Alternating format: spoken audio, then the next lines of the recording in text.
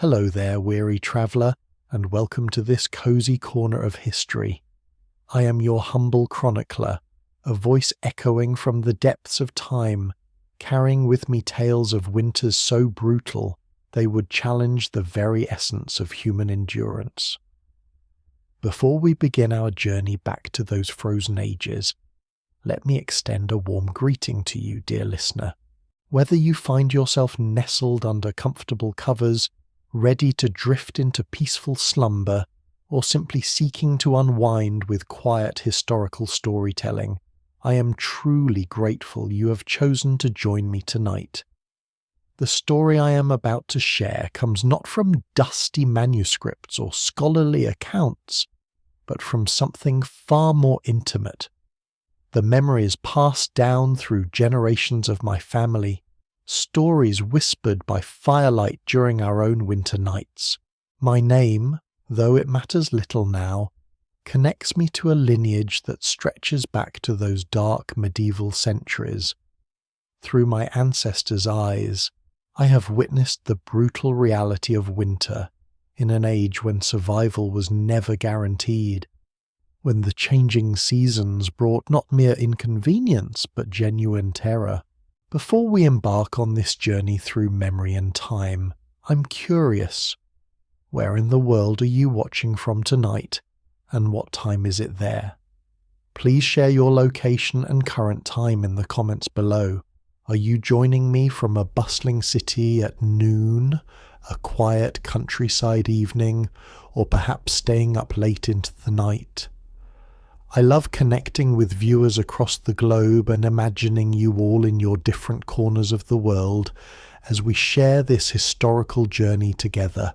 If you find yourself drawn to these intimate historical narratives, I would be honoured if you would subscribe to join our growing community of history enthusiasts. There are countless tales waiting to be told, stories that connect us across the centuries to those who came before. Now, settle back comfortably. Let the stresses and noise of our modern world fade into silence. Allow me to transport you to a time when winter's arrival meant something far different than it does today, when it meant the difference between life and death, when communities gathered not for festive celebrations but for collective survival. Close your eyes and imagine yourself in the countryside of medieval Europe. Picture the last leaves having long since fallen from skeletal trees, the sun hanging low and weak on the horizon, its pale rays offering little warmth against the biting chill that cuts through your very bones. This is where our story begins, not with romance or adventure, but with the stark reality of existence in an age when humanity faced nature in its rawest, most unforgiving form. Chapter 1. The Descent into Darkness. My great-great-grandfather often spoke of the winter of 1315, though his voice would drop to barely a whisper when he recalled those terrible months. I was but a child then, sitting by his feet near our own modest hearth, listening to stories that would shape my understanding of human endurance for the rest of my life. His words painted pictures so vivid I can still see them behind my closed eyelids today. Scenes of a world where survival was never guaranteed and death walked alongside every living soul. "Child," he would say, his weathered hands trembling slightly as they held his wooden cup, a vessel carved from apple wood by his own grandfather's hands. "You cannot fathom what winter meant to us then. It was not merely cold weather or the inconvenience of snow. Winter was a living thing, a predator that stalked our villages and claimed our loved ones with systematic cruelty." The cup he held was one of the few possessions that had survived from those dark times, its surface worn smooth by generations of anxious fingers. As he spoke, he would run his thumb along a particular groove near the handle, a nervous habit that had worn the wood to a pale shine. That cup had held watered-down ale during the feast of St. Stephen, tears of grief when neighbours died, and precious drops of milk when his youngest sister lay dying of fever. The winter of 1315 began like any other, he would continue, his eyes growing distant as they always did when he reached back into those memories. The harvest had been poor, but we had known poor harvests before. We thought we were prepared. We had no way of knowing that we were about to face something that would fundamentally change how our people understood the very concept of survival. His village, he told me, had been settled for over 3 centuries, nestled in a valley where a small river provided water and power for a grain mill. The same families had worked the same fields for generations, passing down not just land but accumulated wisdom about reading weather patterns, predicting crop yields, and preparing for the inevitable hardships that marked the rhythm of medieval life. My great-grandfather was considered the wisest man in our village when it came to weather prediction, my ancestor would explain. He could read the behaviour of birds, the thickness of animal fur, the angle of spider webs, and the colour of sunset clouds. His predictions had kept our community alive through dozens of difficult winters, but the autumn of 1315 confounded even him. He told me of the great transformation that had begun to grip Europe in the centuries before his birth, what scholars would later call the Little Ice Age. The very climate itself had begun to shift, ushering in winters more brutal and unforgiving than anything in living memory. Lasting from the 14th century all the way into the 19th, this period brought temperatures so low that entire rivers froze solid, and summers so brief that crops withered before they could properly ripen. The Little Ice Age was not simply a matter of colder temperatures, my grandfather explained. It represented a fundamental shift in the relationship between humanity and nature, a period when the delicate balance that had allowed medieval civilization to flourish began to tilt toward chaos. The warm period that had characterized the High Middle Ages, when vineyards flourished in England and Greenland earned its optimistic name, was giving way to something far more sinister. The signs had been building for decades, my ancestor would tell me, his voice taking on the tone of a man reciting a litany of omens. Glaciers in the Alps began advancing, swallowing villages that had stood for centuries. The tree line in Norway retreated southward, leaving ancient farmsteads stranded in regions too cold for cultivation. Ships that had regularly sailed northern routes found their passages blocked by ice that had not been seen in those waters for generations. The transformation was not uniform across all regions, he explained. Some areas experienced more dramatic cooling than others, creating a patchwork of climate change that made adaptation nearly impossible. A farming technique that worked in one valley might prove useless just a few miles away, where different conditions prevailed. Communities that had traded successfully for generations found their traditional partners facing entirely different challenges, disrupting economic relationships that had provided crucial backup support during local crises. In our region, my grandfather continued, the change manifested as longer, harsher winters and shorter growing seasons. But perhaps more devastating were the unpredictable weather patterns that made traditional agricultural planning almost impossible. A warm spell in late winter might trick fruit trees into blooming early, only for a late frost to destroy the entire crop. Spring rains might come as floods that washed away planted seeds, or they might not come at all, leaving fields parched and barren. My ancestors' village lay in what is now northern England, though the boundaries of kingdoms mattered little when winter came calling. The settlement consisted of perhaps 40 families, clustered around a small stone church and a market square that hosted a modest weekly market during favourable weather. The houses were built of local stone and timber, with thick thatched roofs that provided excellent insulation when properly maintained, but could become death traps if they collapsed under the weight of unexpected snow.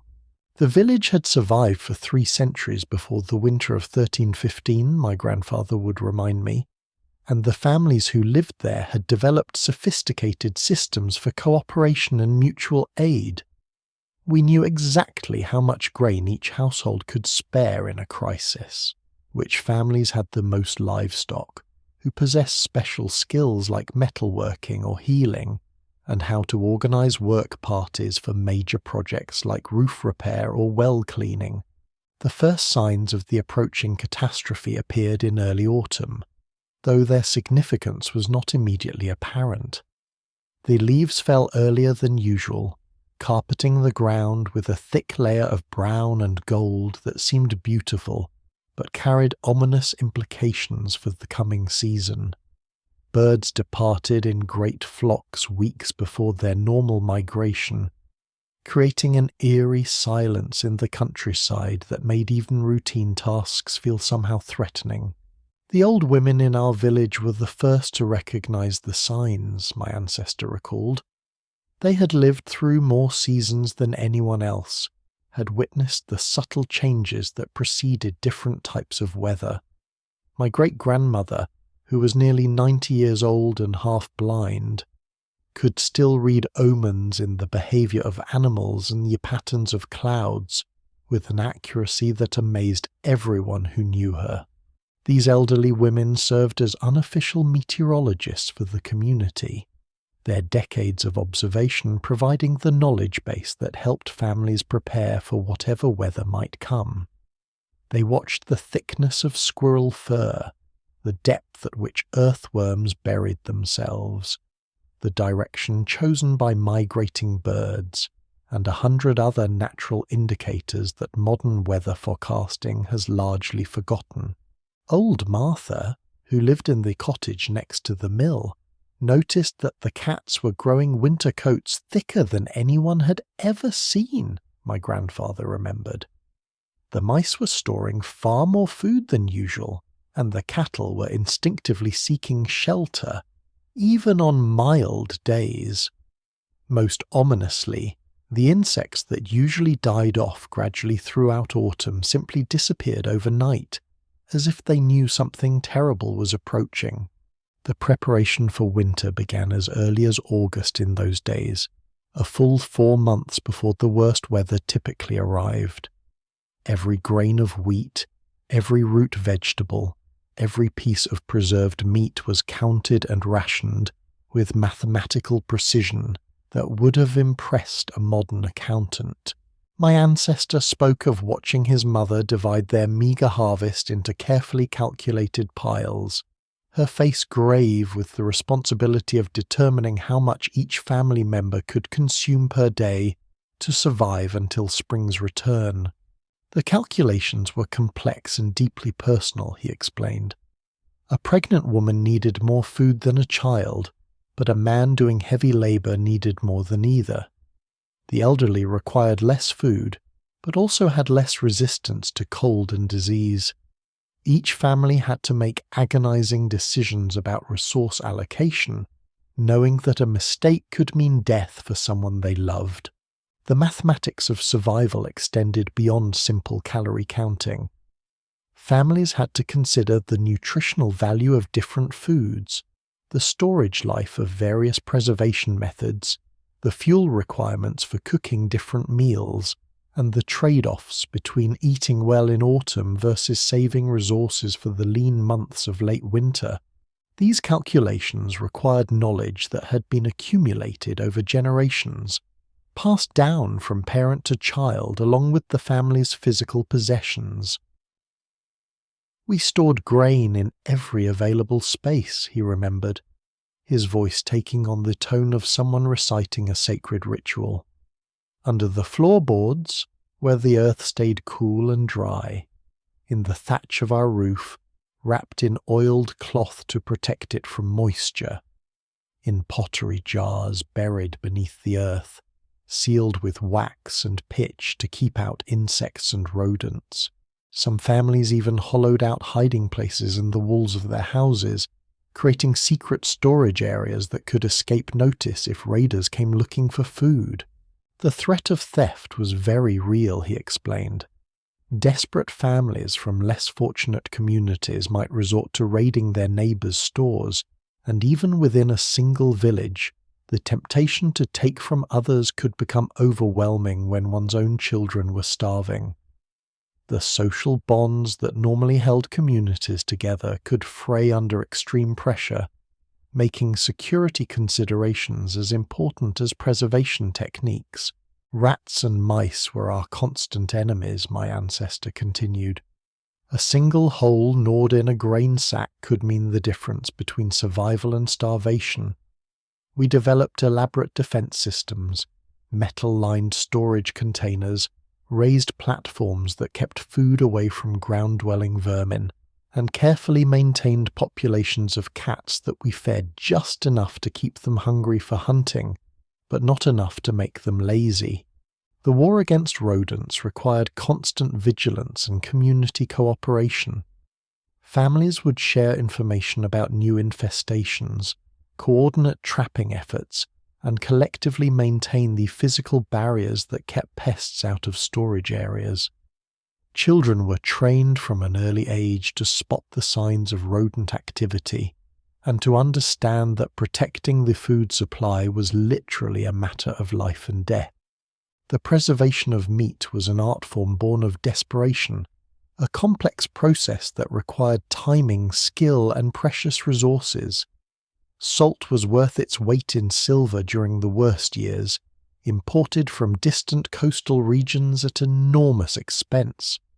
Families would slaughter their livestock in late autumn, immediately setting to work with the intricate process of salting, smoking, and drying that would keep the meat edible through the long winter months.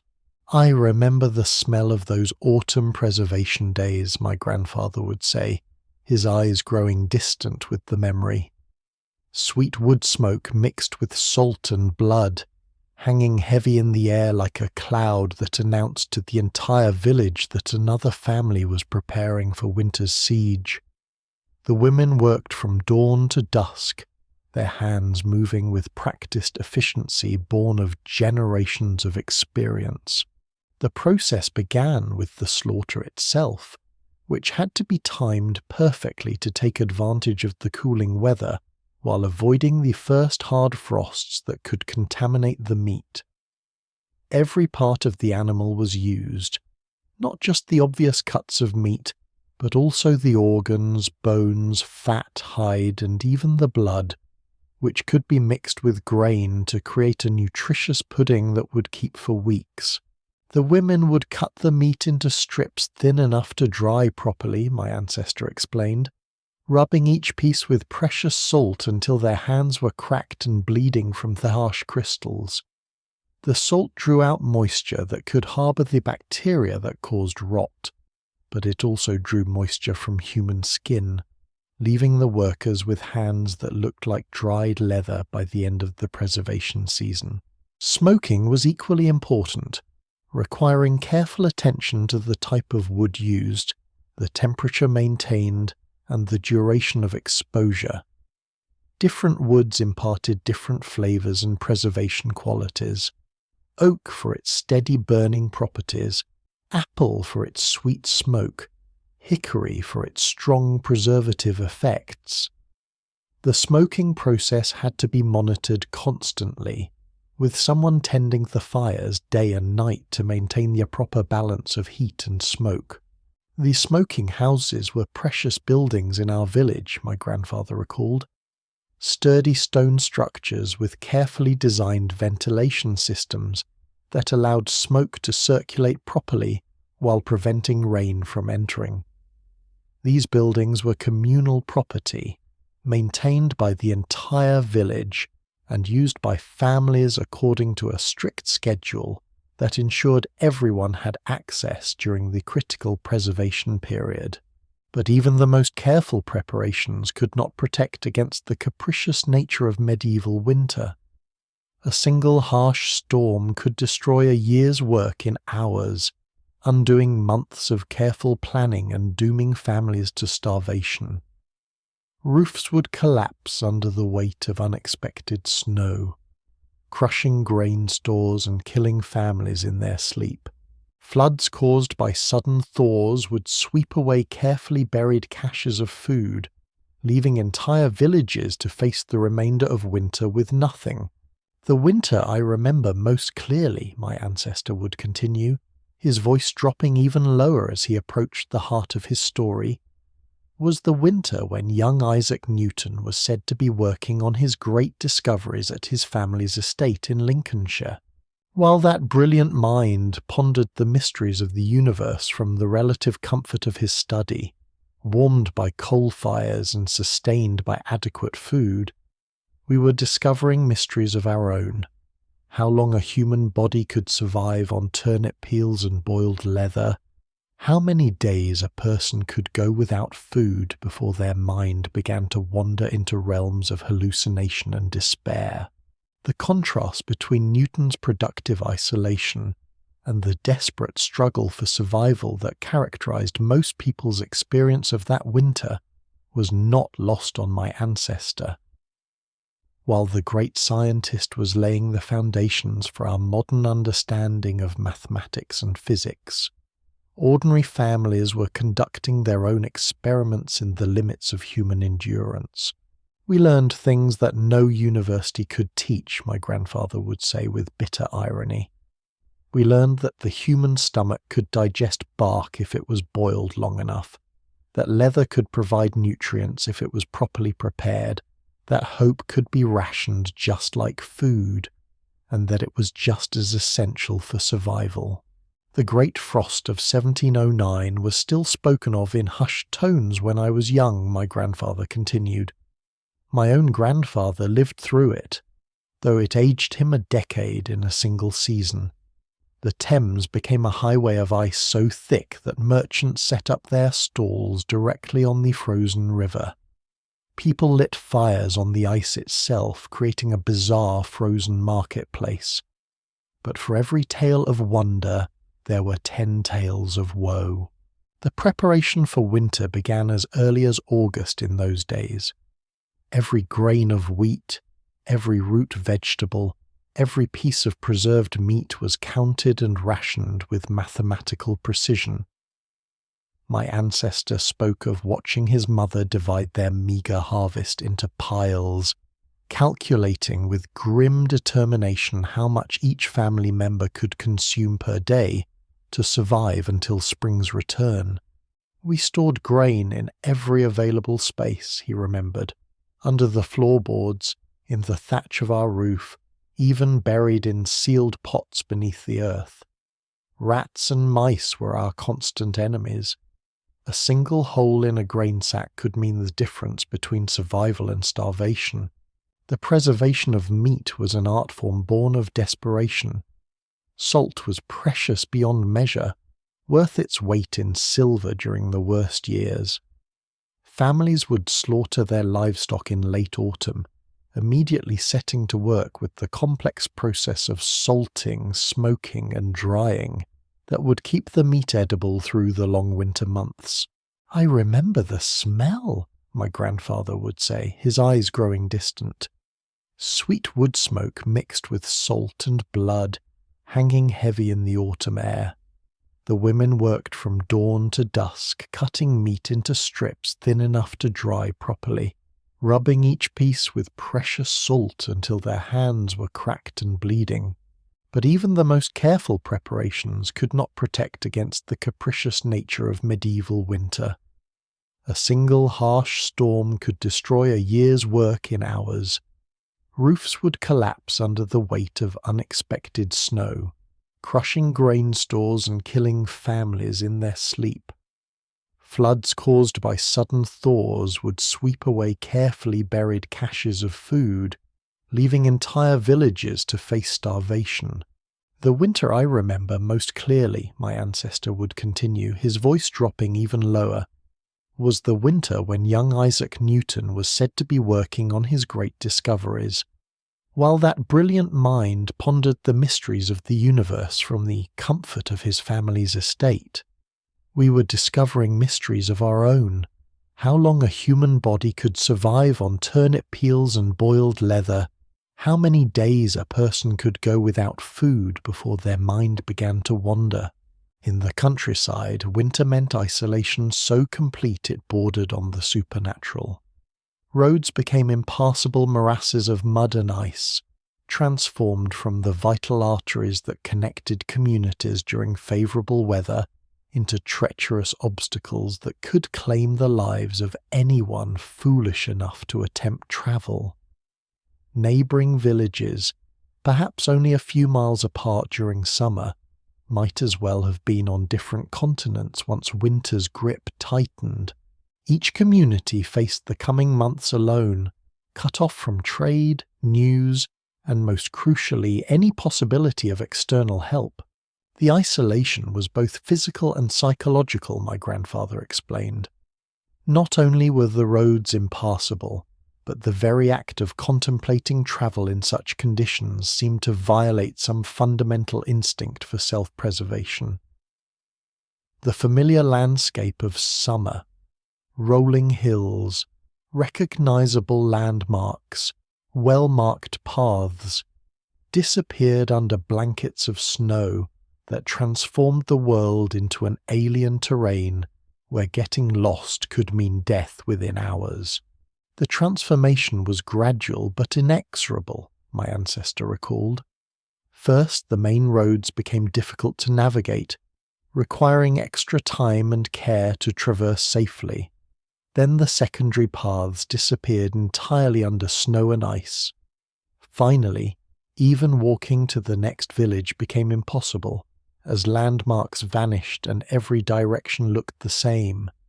Just endless expanses of white punctuated by the dark skeletons of trees.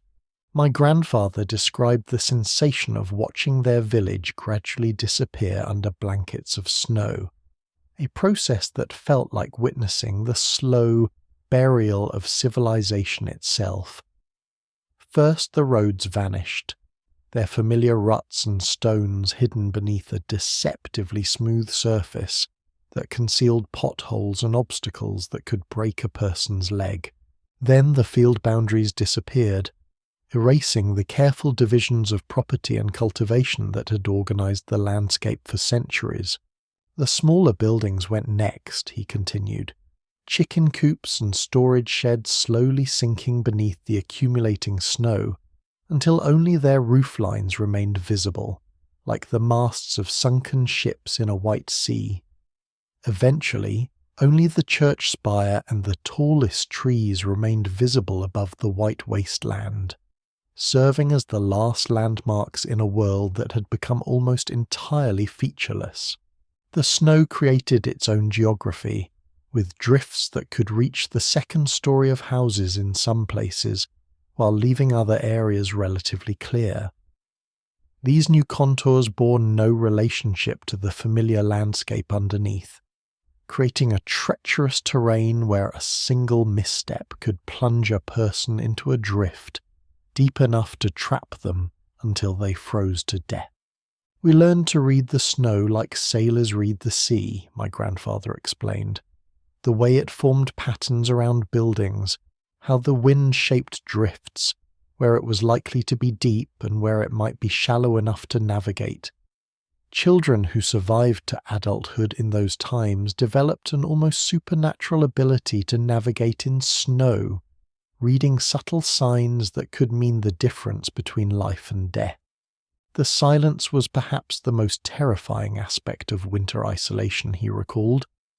In summer, their village hummed with life, children playing in the streets, animals calling from yards and fields, the sound of work and conversation carrying on the warm air. Merchants and travellers brought news and gossip from other places, connecting the community to the wider world and reminding everyone that they were part of something larger than their small settlement. But winter brought a silence so complete it seemed to muffle even our thoughts, my ancestor said. his voice dropping to match the hushed tones of his memory. The only sounds were the crack of shifting ice, sharp as musket shots in the still air, the groan of tree branches heavy with snow, threatening to break under their white burden, and occasionally carried on the wind from some unknowable distance, the distant crying of someone who had lost hope entirely. This silence was not peaceful but oppressive, a constant reminder of how small and vulnerable their community had become. The absence of normal sounds, no birds singing, no insects buzzing, no sounds of distant activity, created an atmosphere that felt almost apocalyptic, as if they were the last humans left in a dead world. Sometimes, my grandfather would whisper, we would hear sounds that couldn't be explained. Voices calling in the wind, footsteps crunching in snow where no one could be walking, the sound of doors slamming in empty houses. Whether these were real sounds or the product of minds strained by isolation and fear, I never knew, but they added to the sense that winter had transformed our world into something alien and hostile. The social structure of medieval life, rigid and hierarchical in the best of times, could either save or doom entire populations during winter's siege. The wealthy landowners and nobles had the resources to stockpile vast quantities of food and fuel, their stone castles offering far better protection than the humble dwellings of common folk. But this protection came with responsibilities that could prove as burdensome as they were beneficial. The local baron understood that his survival depended on the survival of his peasants, my ancestor explained. Dead serfs could not work his fields or pay his taxes, so enlightened self-interest, if not Christian charity, motivated him to share his resources during the worst crises. But calculating how much to give and when to give, it required a delicate balance between generosity and prudence. A nobleman who gave too much too early might find himself unable to help anyone when the worst of winter arrived. But one who held back too long might discover that his hoarding had allowed so many peasants to die that his entire domain would be worthless come spring. These calculations involved not just material resources but also community morale and social stability. Lady Eleanor, the Baron's wife, was known for her wisdom in managing winter distributions, my grandfather recalled. She had lived through enough hard winters to understand the rhythm of scarcity, when people could endure hunger and when they reached the breaking point. Her ability to judge these moments probably saved more lives than all the grain in her storehouse. The wealthy also faced unique challenges that peasants did not. Their stone castles, while offering better protection from the elements, required enormous quantities of fuel to heat even minimally. A single great hall might require as much firewood in a day as a peasant family used in a week, and maintaining heat throughout a castle during the worst weather could exhaust even substantial stockpiles. But even the highest-born were not immune to winter's democratic approach to death, my ancestor reminded me, his voice taking on the tone of someone reciting a cautionary tale. I heard stories from travelling merchants about Queen Elizabeth of Hungary, found frozen in her own bed one bitter January morning in 1326. She had every comfort that wealth and rank could provide. Thick furs, braziers burning costly charcoal, heated stones placed in her bed. Yet the cold found her anyway. The story of the frozen queen had become legendary among common folk, serving as a grim reminder that wealth and status offered only limited protection against winter's fury. If a queen could freeze to death in her own palace, surrounded by servants and luxury, what hope did ordinary people have? Yet paradoxically, the story also provided a strange kind of comfort, proof that suffering was universal, that even the most privileged shared the same fundamental vulnerability to the forces of nature. The cold was a great equalizer, my grandfather would say, caring nothing for titles or bloodlines, pedigrees or possessions. Death knocked on palace doors just as readily as cottage doors, though it might take longer to find its way through the thick walls and heavy tapestries that money could buy.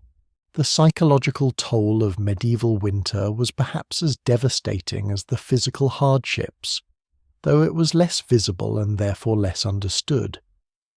The endless darkness, broken only by the feeble light of tallow candles or rushlights, created a perpetual twilight that wore down even the strongest spirits. Modern science understands seasonal affective disorder, but medieval people had no name for the depression that settled over entire communities like a suffocating blanket. People spoke of the winter melancholy that would settle over entire villages like a curse, my grandfather explained.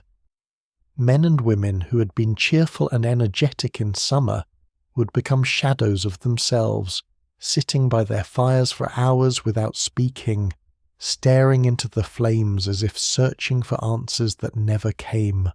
The symptoms were unmistakable to anyone who had lived through multiple winters.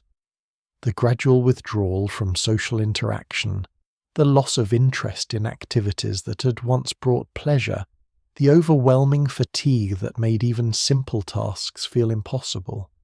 Some people would weep without apparent cause, while others seemed to lose the ability to feel anything at all.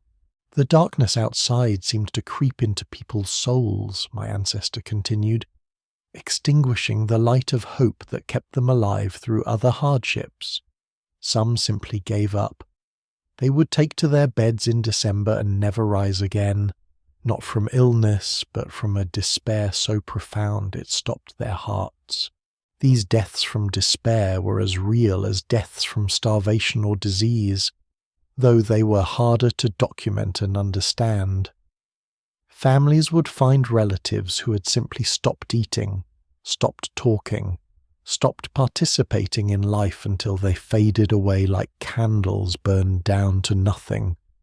The community learned to recognize the signs and to intervene when possible, but resources for emotional support were as limited as resources for physical survival.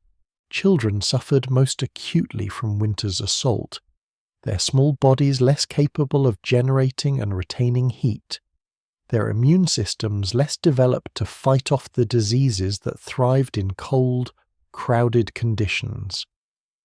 The mortality rate among infants born during winter months was staggering, a grim statistic that shaped family planning and social customs in ways that modern people can barely comprehend. In London during the 1500s, my grandfather told me, drawing on stories he had heard from urban refugees who occasionally sought shelter in their village, fully half of all children did not survive to see their 5th birthday. Winter months claimed a disproportionate share of these young lives, taking the weakest first but eventually reaching even robust children when conditions became severe enough. The constant presence of child mortality shaped every aspect of family life. Parents learned not to become too attached to infants during their first years, a psychological defense mechanism that helped them cope with losses that were statistically probable. Children were often not given formal names until they had survived their first winter, a practice that seemed heartless but reflected the harsh realities of medieval demographics. My ancestor spoke of a particularly heartbreaking custom of his youth, the bone-lace ritual that had evolved as communities struggled to maintain dignity in the face of overwhelming loss. When an infant fell seriously ill during winter, families would tie a black ribbon around the child's wrist. If the child died, this same ribbon would be used to secure their burial shroud, creating a small continuity between life and death that helped grieving parents cope with their loss. It was a practice born of necessity rather than morbidity, my grandfather explained, his voice heavy with remembered sorrow. In the depths of winter, even the simple materials for burial could be scarce. The ribbon served multiple purposes. It marked children who were seriously ill so that neighbours could offer help. It provided a ready-made burial accessory if the worst happened, and it gave parents something concrete to do when they felt helpless in the face of their child's suffering. The preparation of these ribbons became a community activity, with women gathering during autumn to create supplies that they hoped would not be needed but knew probably would be. The ribbons were made from scraps of black cloth, often pieces cut from worn-out clothing or household textiles, and blessed by the parish priest before being stored against future need. The hardest part of winter, he would say, tears sometimes gathering in his aged eyes, was not knowing if the suffering would ever end. Modern folk understand the calendar, know that winter lasts a certain number of months, can look forward to spring arriving on a predictable schedule. But we lived each day wondering if the cold had become permanent, if the sun would ever return with enough strength to warm the earth, if the cycle of seasons had somehow broken forever. This uncertainty was perhaps the cruelest aspect of their ordeal. Without reliable weather forecasting or scientific understanding of climate patterns, each winter felt potentially endless.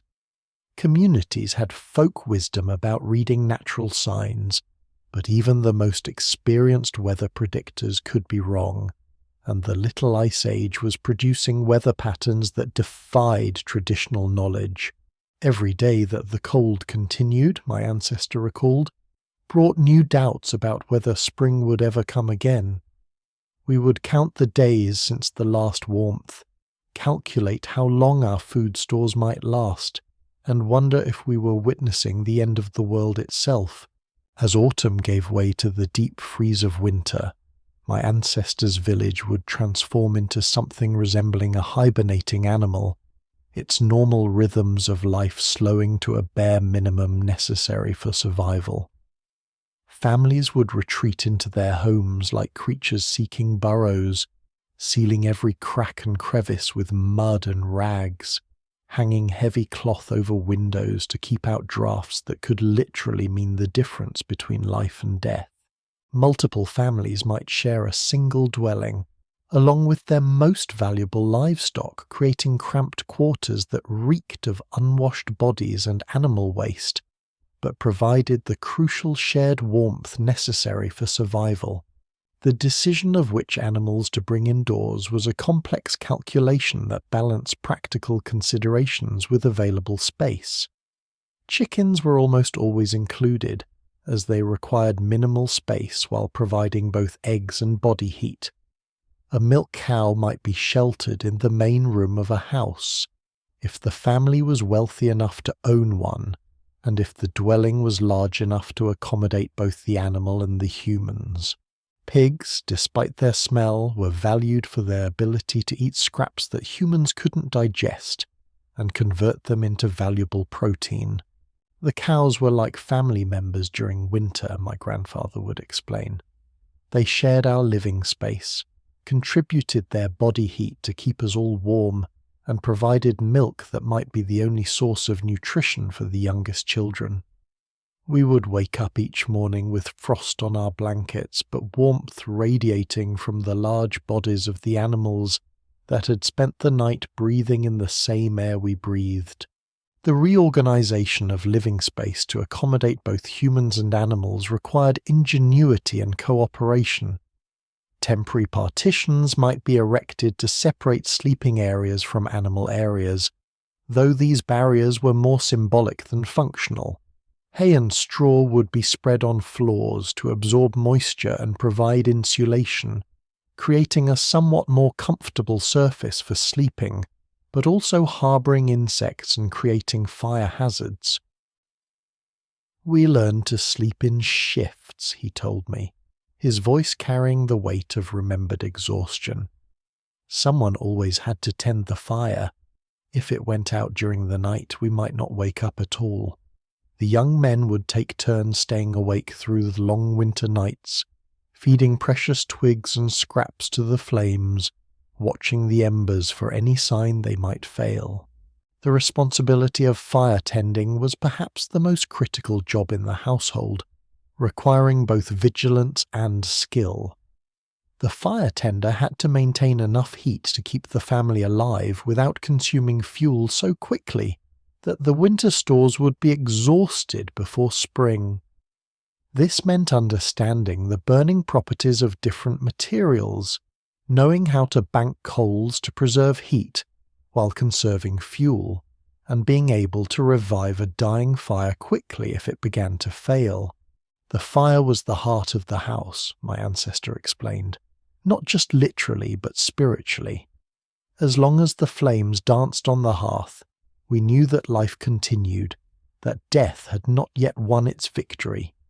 The fire tender held all our lives in his hands, and the responsibility was so great that some young men would refuse to sleep at all during their shifts, terrified that a moment's inattention might doom their entire family. The selection of fuel required constant planning and forethought. Wood was the preferred fuel, but it was often scarce and had to be carefully rationed.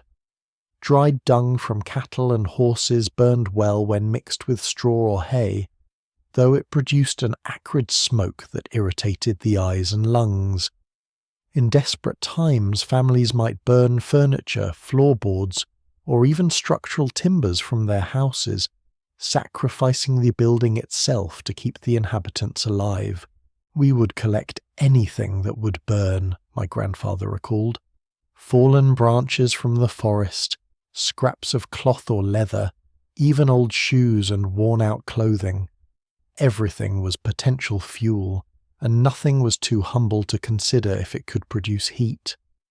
I remember watching my mother tearfully feed her wedding dress to the fire during the worst week of one winter, piece by piece, keeping back only a small square of fabric as a memento. The search for fuel became a daily obsession, with family members venturing out into dangerous weather to scavenge anything combustible.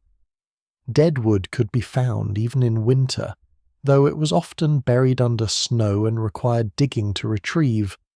Dried grass and weeds could be gathered and bundled for kindling, though they burned quickly and provided little sustained heat.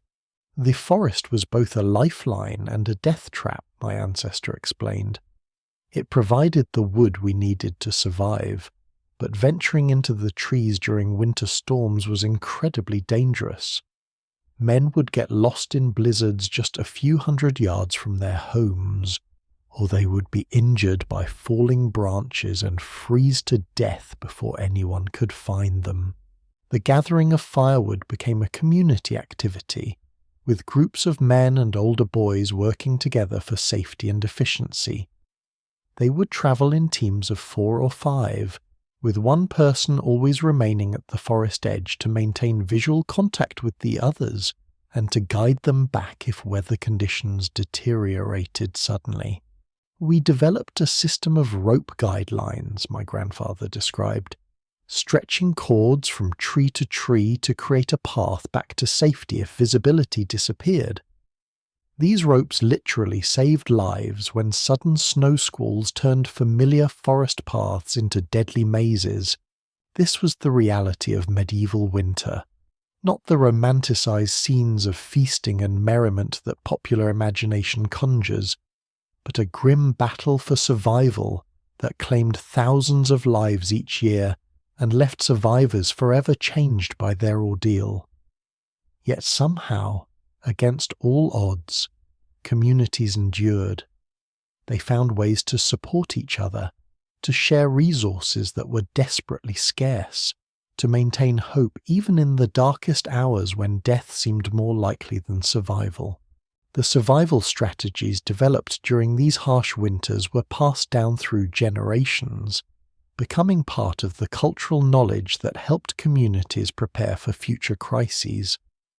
Children learned to read weather signs, to judge the quality of stored food, to recognize the symptoms of cold-related illnesses, and to understand their role in the complex web of mutual dependence that kept everyone alive. Winter taught us that individual survival was impossible, my ancestor would reflect. No family, no matter how wealthy or well-prepared, could survive entirely alone. We needed each other, for shared labor, for emotional support, for the simple human contact that reminded us we were still alive and still part of something larger than our own suffering. And when spring finally came, when the first tentative shoots of green pushed through the melting snow, and the survivors emerged blinking into the strengthening light, they would carry with them not just relief, but a profound understanding of human resilience and the power of community solidarity. They had faced the abyss and lived to tell the tale, carrying with them the hard-won wisdom that would help them endure future trials and teach their children the skills necessary for survival in an uncertain world. The spring felt like resurrection, my grandfather would say, his voice filled with wonder even decades after the events he described.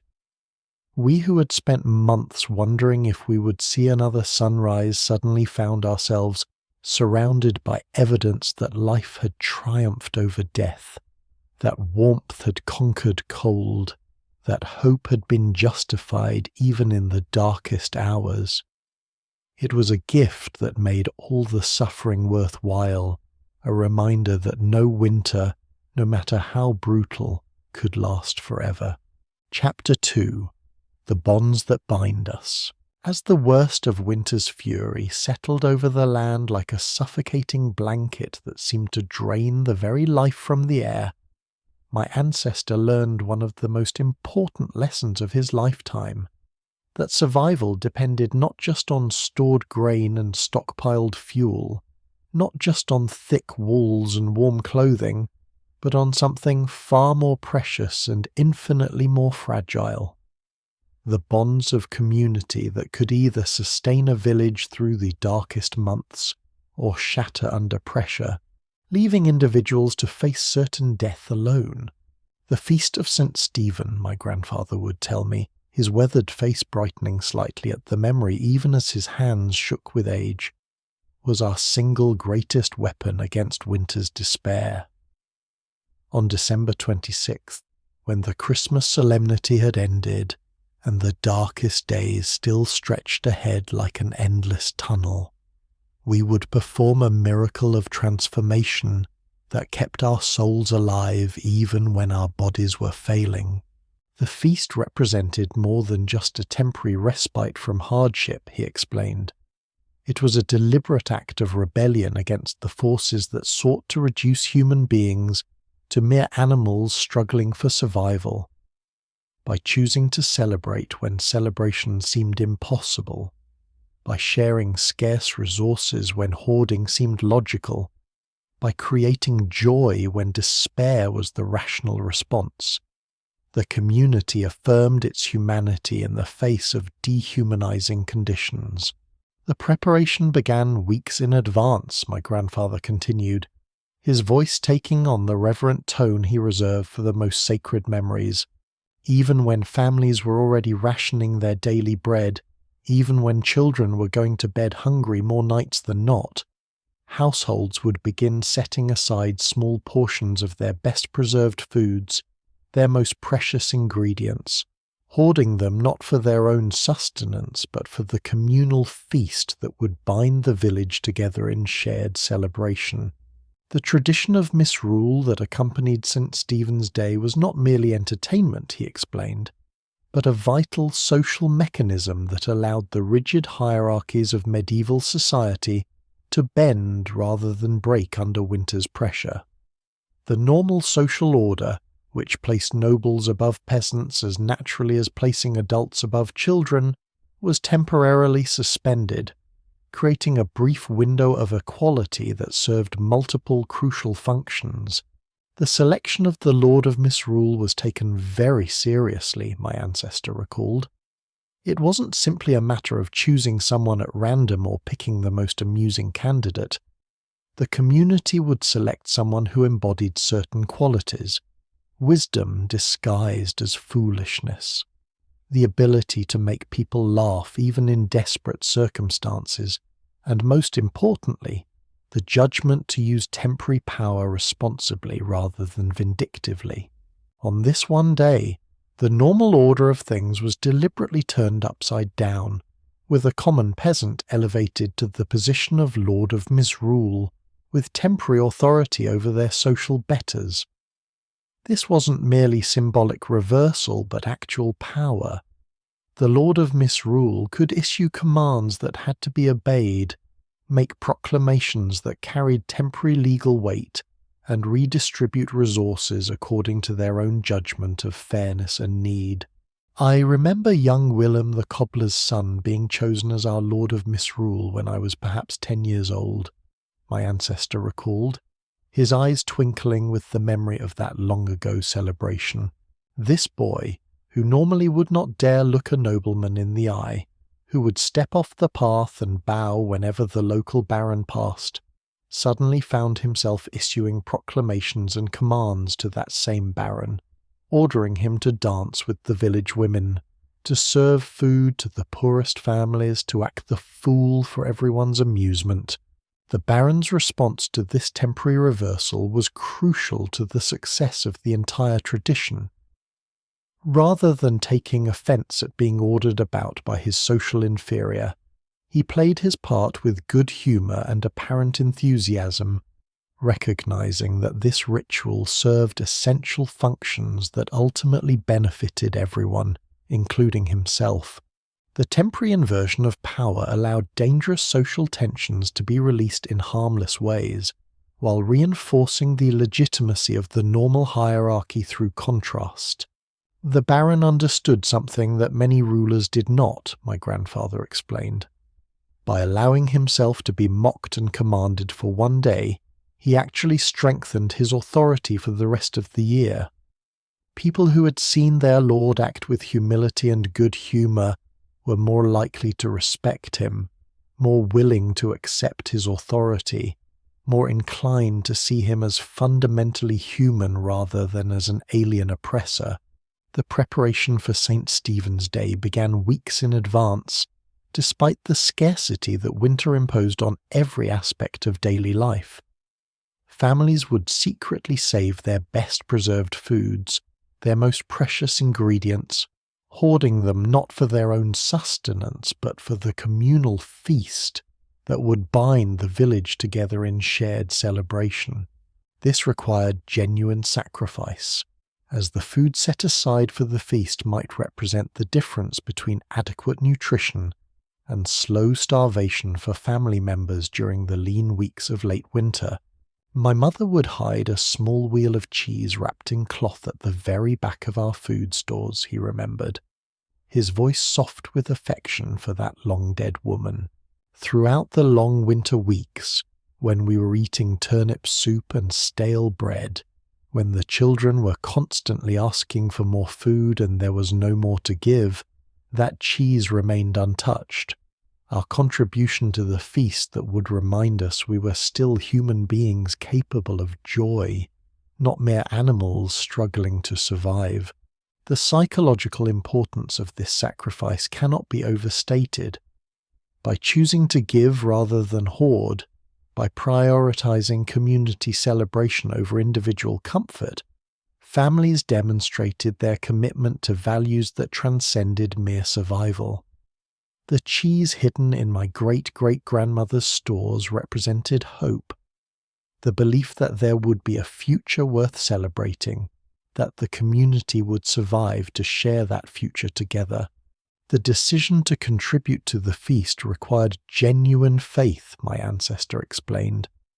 Faith that others would also contribute, that the celebration would actually happen, that the sacrifice would be worthwhile.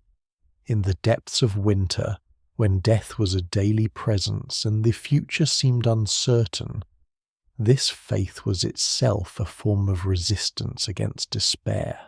The transformation of the village on St. Stephen's Day was remarkable to witness, according to my grandfather's detailed descriptions.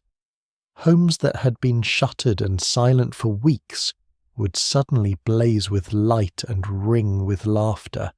People who had barely spoken in months, who had withdrawn into themselves as a defense against the constant stress of survival, would emerge from their winter cocoons like butterflies, adorning themselves with whatever finery they possessed and determining to celebrate life in the face of death's constant presence.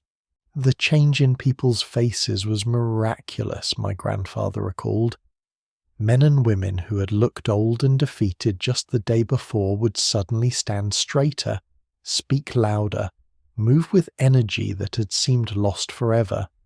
Children who had been quiet and subdued for months would suddenly remember how to laugh, their voices ringing out like church bells in the crisp winter air.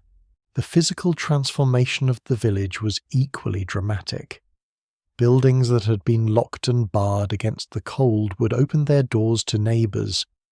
Common areas that had been abandoned to snow and ice would be cleared and decorated with whatever materials could be found. Evergreen boughs, ribbons made from scraps of cloth, candles that represented a precious investment in celebration over pure practicality. The Lord of Misrule would lead processions through our snow-covered streets, my grandfather continued, his voice rising with remembered excitement. He would issue mock proclamations that everyone must smile, that all debts were forgiven for the day, that the last shall be first and the first shall be last. He would order the wealthy to serve the poor, the adults to obey the children, the serious to act foolish, all in good humour, but with real temporary authority behind the commands. These processions served multiple functions beyond mere entertainment. They brought the community together in shared physical activity that generated warmth and energy.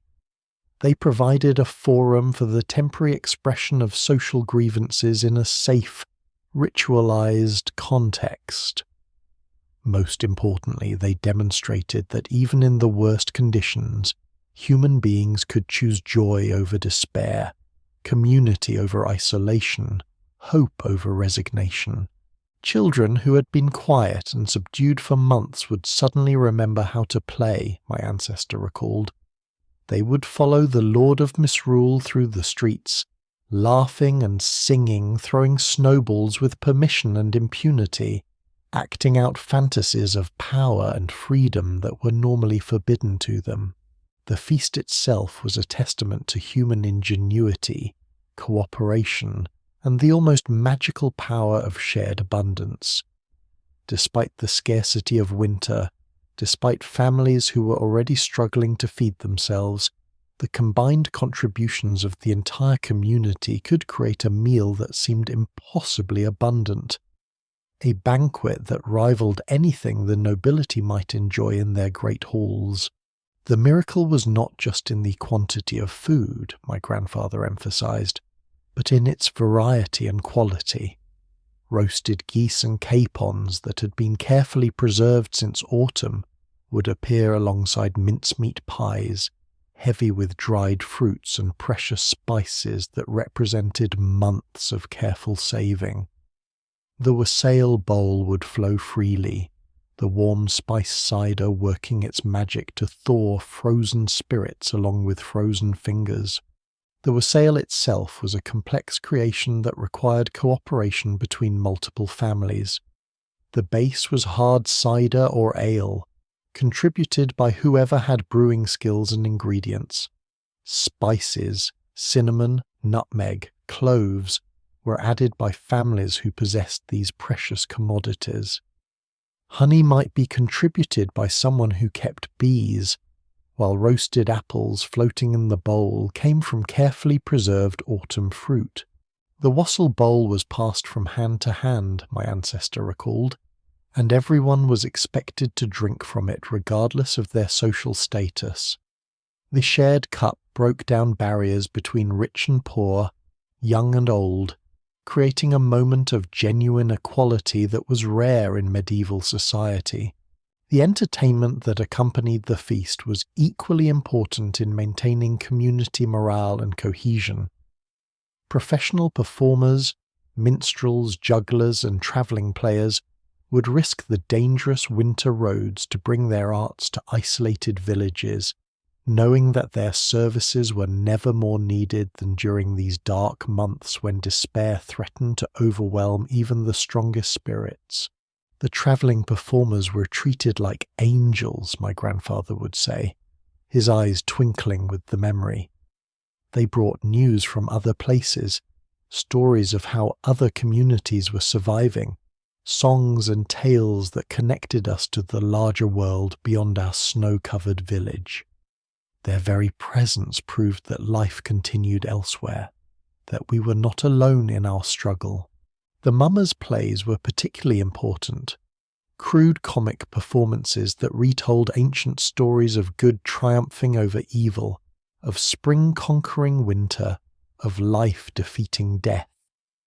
The actors wore masks carved from wood and performed with exaggerated gestures that had entire audiences roaring with laughter, forgetting for precious hours the hardships that waited outside their circle of warmth and light. The plays were always the same basic stories, my ancestor explained, but that familiarity was part of their power. We knew that good would triumph, that the hero would defeat the villain, that spring would return to banish winter. In the depths of real winter, when such outcomes seemed far from certain, these ritual reaffirmations of hope were as necessary as food or fuel. Mock jousts and farcical court proceedings added to the revelry, allowing people to act out fantasies of power and justice that were normally beyond their reach. These performances served a dual purpose. They provided entertainment while also offering subtle commentary on the real social equities that governed their daily lives. The Lord of Misrule would hold a mock trial, my ancestor recalled with evident delight, where he might convict winter itself of crimes against humanity and sentence it to banishment. We all knew it was make-believe, but there was something powerfully cathartic about formally declaring our enemy guilty and demanding justice, even if only in play. These mock trials often included real grievances presented in comedic form. A peasant might prosecute his landlord for charging excessive rents, or a wife might sue her husband for leaving muddy boots by the fire. The humour made it safe to express genuine complaints, while the temporary authority of the Lord of Misrule ensured that everyone's grievances would be heard and acknowledged. The tradition of charitable giving that accompanied St. Stephen's Day was not optional generosity, but essential community survival strategy. A carefully orchestrated system of resource redistribution that recognized the fundamental truth that no individual family, regardless of their preparation or resources, could survive the worst winters entirely alone. The wealthy were expected, indeed socially compelled, to open their stores and share their abundance with those less fortunate. But this was not mere Christian charity driven by religious obligation. It was practical recognition that the survival of the entire community depended on no one falling so far into desperation that they might turn to violence, theft, or other destructive behaviours that could tear apart the social fabric that protected everyone. Lady Margaret, the Earl's wife, was famous throughout our region for her winter charity, my grandfather told me, his voice carrying deep respect for a woman he had known only by reputation, but whose actions had shaped his family's survival.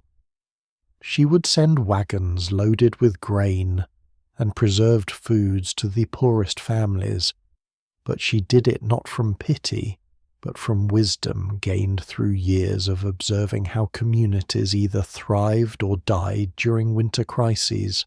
Lady Margaret had lived through enough harsh winters to understand the delicate balance between individual family survival and community stability. She knew that a village with too many starving people was a village that might not survive until spring, not because of the deaths themselves, but because of the social breakdown that accompanied extreme desperation. Hungry people became desperate people, and desperate people might do anything to keep their children alive, including actions that would destroy the cooperative relationships that kept everyone alive. Charity was strategic, my ancestor explained, designed not just to keep people alive, but to maintain the social order that made collective survival possible. She understood that giving too little too late was worse than giving nothing at all, because it created false hope that led to even greater desperation when the aid proved insufficient. The Countess had developed a sophisticated system for monitoring the condition of families throughout her husband's domain. She maintained a network of informants, mostly women who visited between households, and could observe signs of distress that might not be immediately apparent to outsiders. These observers watched for the subtle indicators that preceded crisis. Children who were unusually quiet, adults who moved more slowly than normal, households where the usual sounds of daily activity had diminished or disappeared entirely. She knew that families would hide their desperation as long as possible, my grandfather said, both from pride and from fear that admitting weakness might result in loss of social standing or property. So she learned to read the signs that people couldn't hide: the smell of houses where normal cooking had stopped, the absence of smoke from chimneys during the day, the behavior of children who weren't getting enough to eat. The timing of charitable distributions was crucial to their effectiveness. Too early, and families who weren't yet desperate might waste resources they would need later. Too late, and people might have already crossed the line into actions that could damage community relationships.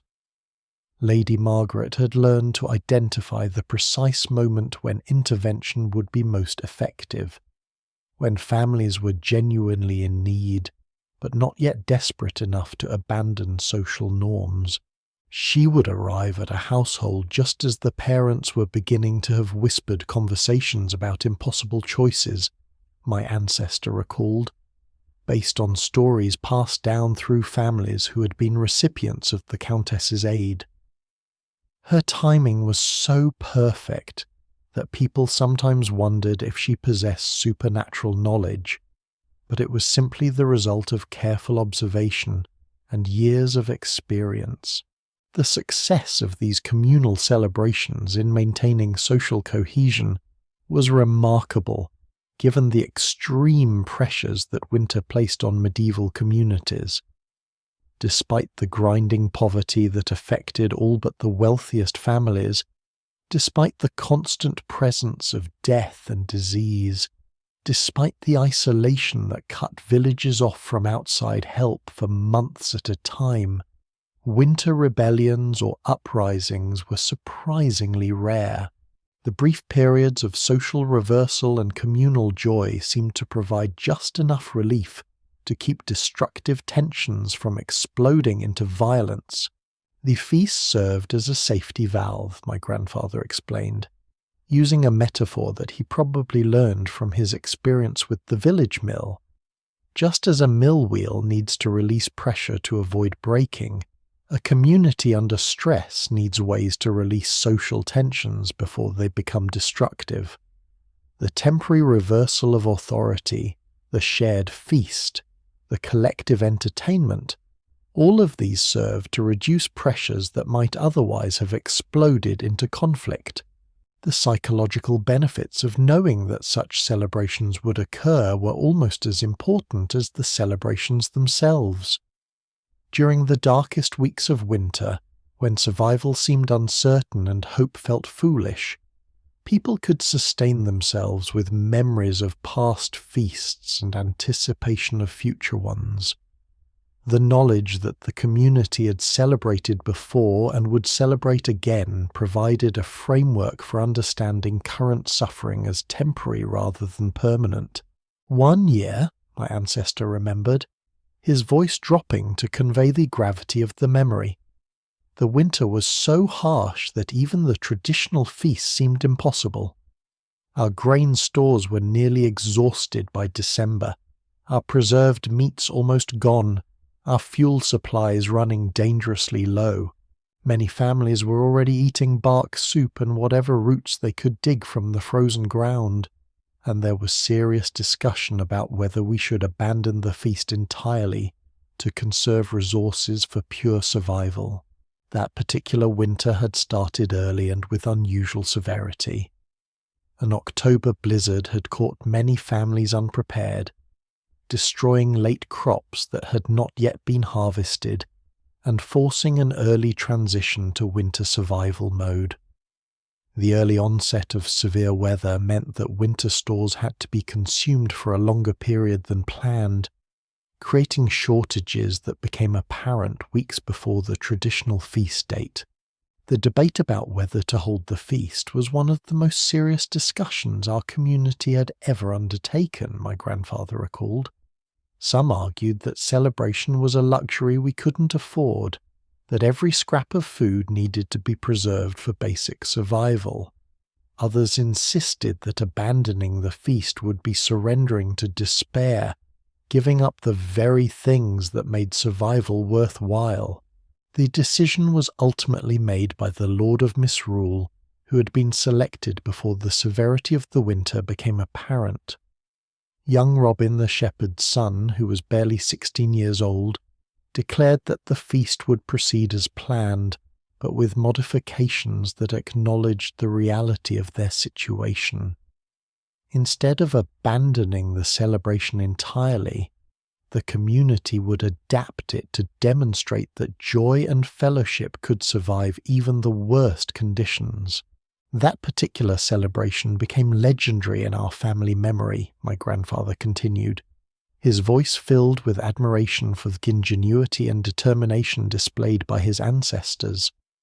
The Lord of Misrule declared that everyone must contribute something to the feast, no matter how humble, and that the celebration would demonstrate that abundance could be created through cooperation, even when individual families had almost nothing to share. The result was a meal that would have seemed comical in prosperous times, but represented a triumph of human creativity and community spirit under impossible conditions. Soup was made from boiled leather, seasoned with pine needles that provided both flavour and essential nutrients. Roasts consisted mainly of bones with whatever scraps of meat still clung to them, slowly cooked to extract every bit of nutrition and flavour. Pies were filled with turnip mash mixed with wild herbs that women had somehow managed to preserve from the autumn gathering. Yet it was one of the most joyous celebrations I ever witnessed, my grandfather insisted, his aged eyes brightening with the memory, because we had achieved something that seemed impossible. We had created abundance from nothing, community from isolation, hope from despair. When people can work such miracles together, winter loses much of its power to destroy them. The feast that year lasted longer than usual, not because there was more food, but because the community was reluctant to let the moment end. People lingered over their meagre portions, savouring not just the taste but the companionship, the warmth of human fellowship that made even the humblest meal feel like a banquet. Children who had been subdued for weeks suddenly found energy to play games and sing songs, while adults rediscovered the ability to laugh at jokes and stories that helped them forget their troubles. The entertainment that year was provided entirely by members of our own community, my ancestor recalled, since no travelling performers had been able to reach us through the severe weather. But this made the celebration even more special, because we discovered talents and abilities among our neighbours that we had never known existed. Willem the cobbler revealed that he could juggle with remarkable skill, a talent learned in his youth but hidden for years because it seemed frivolous in the context of daily survival. Mary the baker's daughter had a voice like an angel and led the community in songs that brought tears to everyone's eyes. Old Thomas the carpenter could tell stories that had everyone laughing until their sides ached, temporarily forgetting the grim realities that awaited them outside the circle of celebration. The discovery of these hidden talents reminded us that we were more than just a collection of individuals struggling to survive, my grandfather explained. We were a community with depths and resources that we had never fully appreciated, capable of creating beauty and joy even under the worst conditions. The psychological benefits of these celebrations extended far beyond the brief hours of the feast itself, creating ripple effects that sustained people through the remainder of winter's siege. In the dark weeks that followed, when winter's grip tightened once again, and survival became a daily struggle, people could draw strength from the memory of shared joy and community solidarity. They had proof that their community was more than just a collection of individual families struggling separately. It was a living entity capable of caring for all its members and creating moments of transcendence even in the darkest times. The knowledge that we would gather again, my ancestor explained, his voice carrying the weight of profound understanding, that we would share whatever we had, that no one would be allowed to suffer alone. This knowledge was like a candle flame in the darkness of our minds. It gave us reason to keep fighting, keep hoping, keep enduring whatever winter might bring, because we knew that we were part of something larger than our individual suffering. The tradition also served crucial practical purposes beyond morale and community bonding. The forced gathering of the entire community allowed for the sharing of vital information that might not be communicated through normal social channels. During the feast, people learned who was ill and needed help, which families were running dangerously low on food, what resources might be shared or redistributed to ensure maximum survival. The celebration was also a time for making plans, organizing work parties for essential winter tasks, and coordinating community responses to emerging crises. During the celebrations, conversations would happen that couldn't happen at any other time, my grandfather recalled. Men would quietly discuss which roofs needed immediate repair before the next snowfall, sharing labor and materials to ensure that no family would lose their shelter. Women would identify households with sick children who needed extra help, organizing networks of support that would continue long after the feast ended. Young people would volunteer for the dangerous but necessary tasks that kept the community functioning, gathering firewood from the forest, checking on isolated elderly neighbors, maintaining the paths between houses that could become blocked by snowdrifts. These volunteer arrangements were often made during the feast, when the spirit of community cooperation was at its strongest, and people were most willing to take risks for the benefit of others. The feast was also when we would make the difficult decisions about resource allocation, my ancestor explained. Which families had surplus that could be shared, which families were in genuine need, how to distribute remaining stores to ensure that everyone had at least some chance of surviving until spring. These conversations required delicate diplomacy and absolute honesty, and they could only happen in the context of the trust and goodwill that the celebration created. These winter festivals represented something remarkable in human social evolution. Communities that had learned to survive extreme hardship not through individual strength or ruthless competition, but through cooperation, shared sacrifice, and mutual support. They demonstrated that even in the darkest times, human beings could create light through their connections to one another, finding ways to maintain not just physical survival, but the social and spiritual elements that made life worth living. The feast proved that we were still human, my grandfather would conclude, his voice filled with pride for ancestors he had never met but whose wisdom had shaped his own survival. Not just animals fighting for survival, but people capable of generosity, creativity, humour and hope. In maintaining our humanity through the worst conditions, we won a victory that was more important than merely staying alive. As the celebrations drew to a close and people returned to their separate homes, they carried with them more than full bellies and warm memories. They carried renewed determination to help their neighbours survive, renewed commitment to the community that had shown such care for all its members, and renewed faith that they could endure whatever trials the remainder of winter might bring. The feast had recharged their emotional and spiritual reserves, providing the psychological fuel that would sustain them through the difficult weeks ahead. The end of the feast was always bittersweet, my ancestor recalled. We knew that we would return to our individual struggles, that the cold and hunger and fear would be waiting for us. But we also knew that we were not alone, that our neighbours cared about our survival, that we were part of something larger and stronger than our individual fears. That knowledge was worth more than all the food and fuel in the world. Chapter 3, The Crucible of Suffering. As January gave way to February and the winter's grip seemed to tighten rather than loosen, as if the season itself was gathering strength for one final assault on human endurance. My ancestor often spoke of how the true character of both individuals and communities was revealed in those darkest weeks, when hope became a precious commodity more valuable than food itself, when the simple act of continuing to believe in tomorrow required more courage than most people possessed in a lifetime.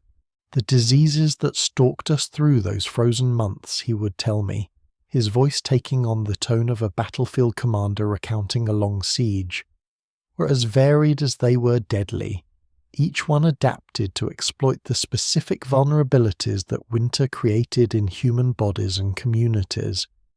Winter was not content to kill us with cold and hunger alone. It brought with it a parade of ailments that seemed designed to test every aspect of human endurance. These diseases were not random misfortunes, but the predictable result of conditions that medieval winter imposed on human communities.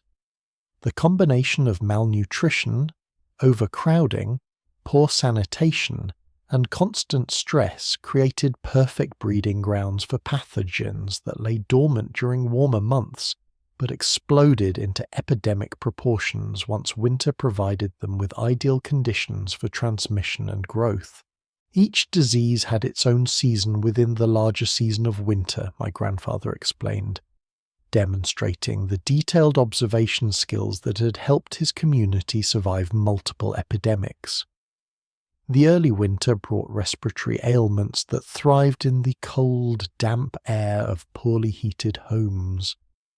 Midwinter was the time for digestive diseases that struck families whose food stores had begun to spoil. Late winter brought the fevers and weakness that attacked bodies worn down by months of inadequate nutrition and constant stress. The common cold, which we now consider a minor inconvenience barely worth missing work, could quickly become a death sentence in medieval winter conditions. The combination of malnutrition, constant cold, and crowded living conditions created perfect breeding grounds for respiratory infections that would spread through households and entire villages with terrifying speed, transforming simple sniffles into community catastrophes. I watched my youngest sister develop what began as simple sniffles on a Tuesday morning in January, my grandfather recalled, his hands trembling slightly as they always did when he spoke of this particular memory. By Thursday, her breathing had become laboured and rattling, each breath requiring visible effort that exhausted her small body. By Saturday she could barely speak above a whisper, and her lips had taken on a blue colour that we all recognised as a sign of approaching death. The progression of her illness followed a pattern that had become grimly familiar to medieval families. What started as a simple cold quickly developed into something more serious as her weakened immune system, compromised by months of inadequate nutrition, proved unable to fight off the infection. The cold, damp conditions of their shared living space provided ideal conditions for the bacteria to multiply and spread to her lungs. We had no medicines, no doctors within a day's travel, even in good weather, my ancestor continued, his voice heavy with the remembered helplessness of watching a loved one die from something that might have been easily treatable under different circumstances. Only my mother's desperate attempts to brew healing teas from whatever dried herbs she had managed to save from the autumn garden, and the prayers we whispered over her small body as she struggled for each breath. The home remedies available to medieval families were limited and often ineffective, based more on tradition and desperate hope than on any scientific understanding of disease. Herbal teas might provide some comfort and hydration, but they had little power against serious respiratory infections. Poultices and vapours might ease symptoms temporarily, but they could not address the underlying causes of illness. My mother tried everything she could think of, my grandfather remembered. Hot compresses made from heated stones wrapped in cloth, steam from boiling water with pine needles, even placing heated bricks in my sister's bed to keep her body warm. But we were fighting a battle we didn't understand against an enemy we couldn't see, using weapons that were barely more effective than prayer. Influenza, which medical historians believe originated in the overcrowded conditions of medieval settlements where humans and animals lived in close proximity, was particularly devastating during winter months when communities were sealed into their homes for extended periods. The strain that ravaged Europe in 1557 was so virulent that in Paris alone, over 10,000 souls perished, nearly a tenth of the city's population. In smaller villages, the death toll was often proportionally even higher, sometimes claiming entire families and leaving communities functionally extinct. The fever would come first, my ancestor explained, with the clinical detachment that comes from witnessing suffering so extreme that emotional response becomes impossible. Burning so hot that people would deliriously cast off their precious blankets and clothing, exposing themselves to the very cold that was already killing them. Their minds would wander into realms of hallucination where they might not recognize their own family members or remember their own names. The hallucinations were particularly disturbing to families trying to care for sick relatives. Loved ones would suddenly become convinced that their caregivers were strangers or enemies, fighting against the very people trying to help them. They might speak to dead relatives as if they were present in the room, or become terrified of familiar objects that their fevered minds transformed into threats. Then came the violent shaking chills that would rack entire bodies for hours, my grandfather continued.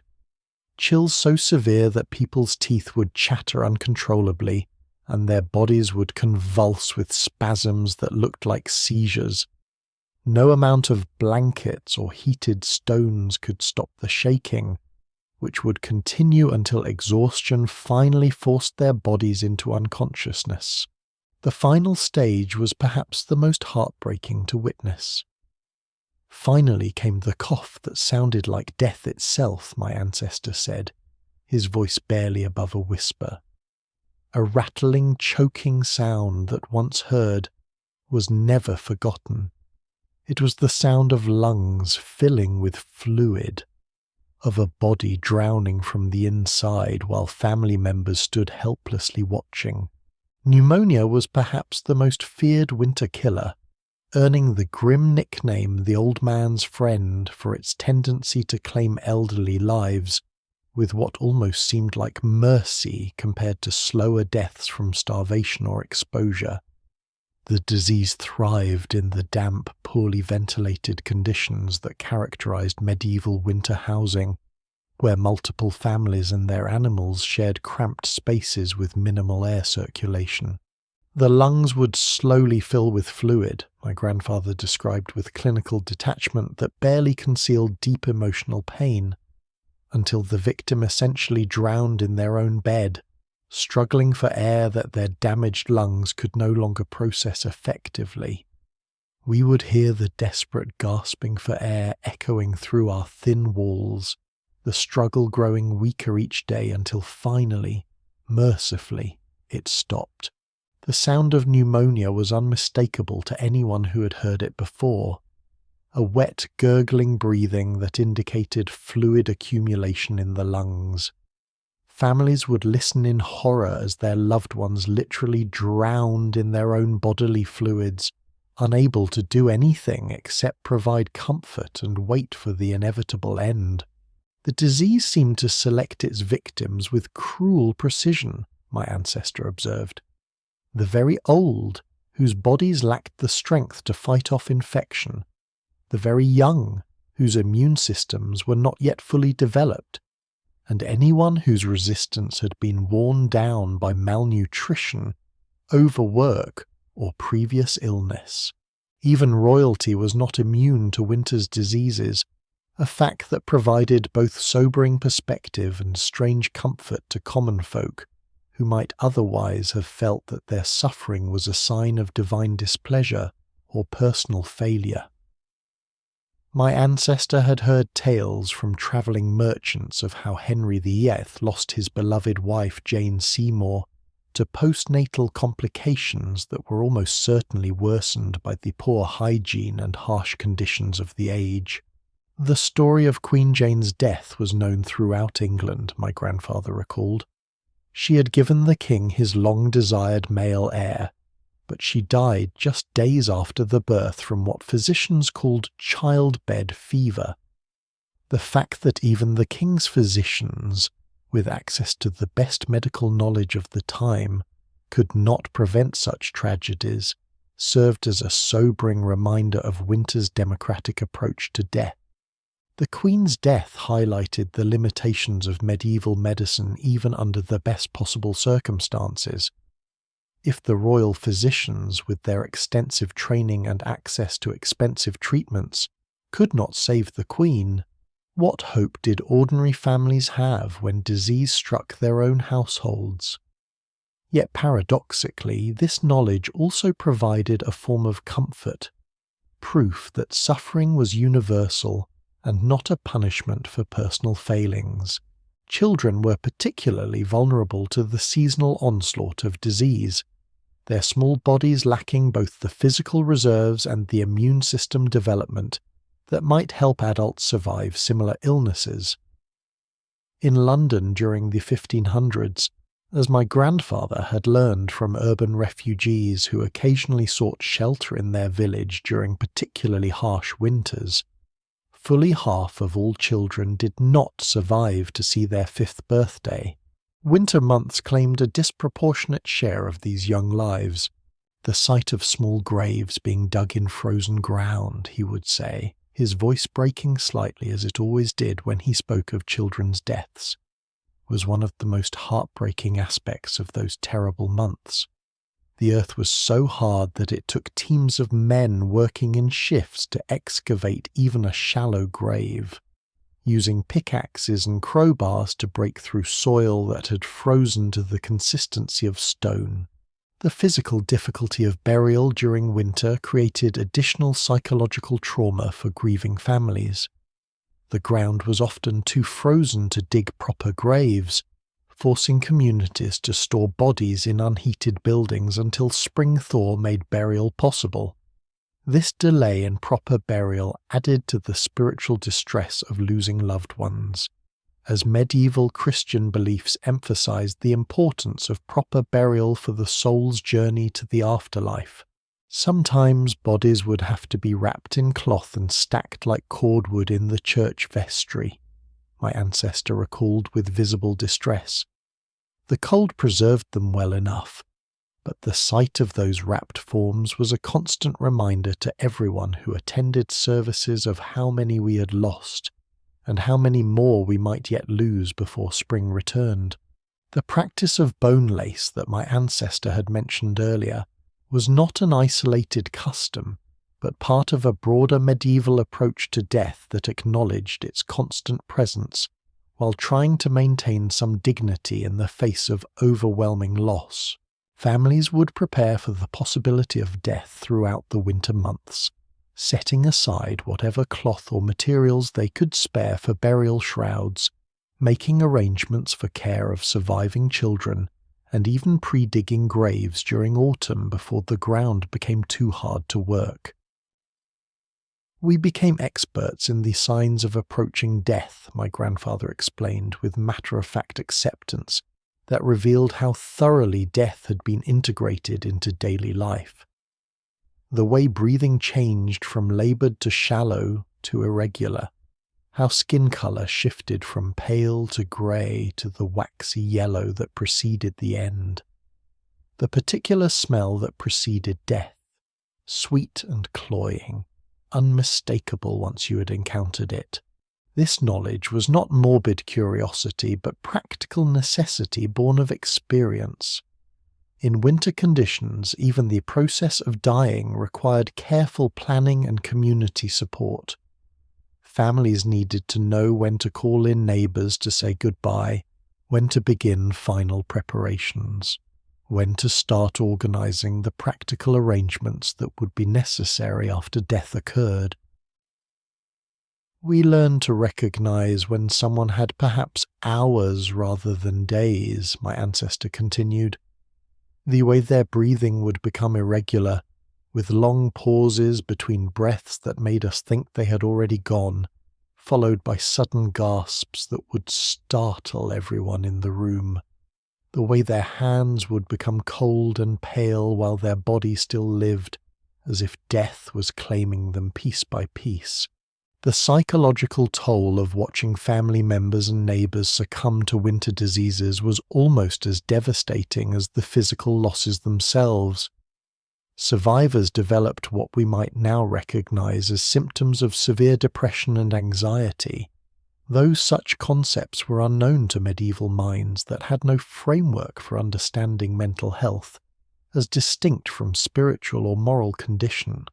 The winter melancholy was a real and recognised condition, my ancestor insisted, using terminology that had been passed down through generations of people who had observed its effects. People would sit by their fires for hours without speaking, staring into the flames as if searching for answers that never came.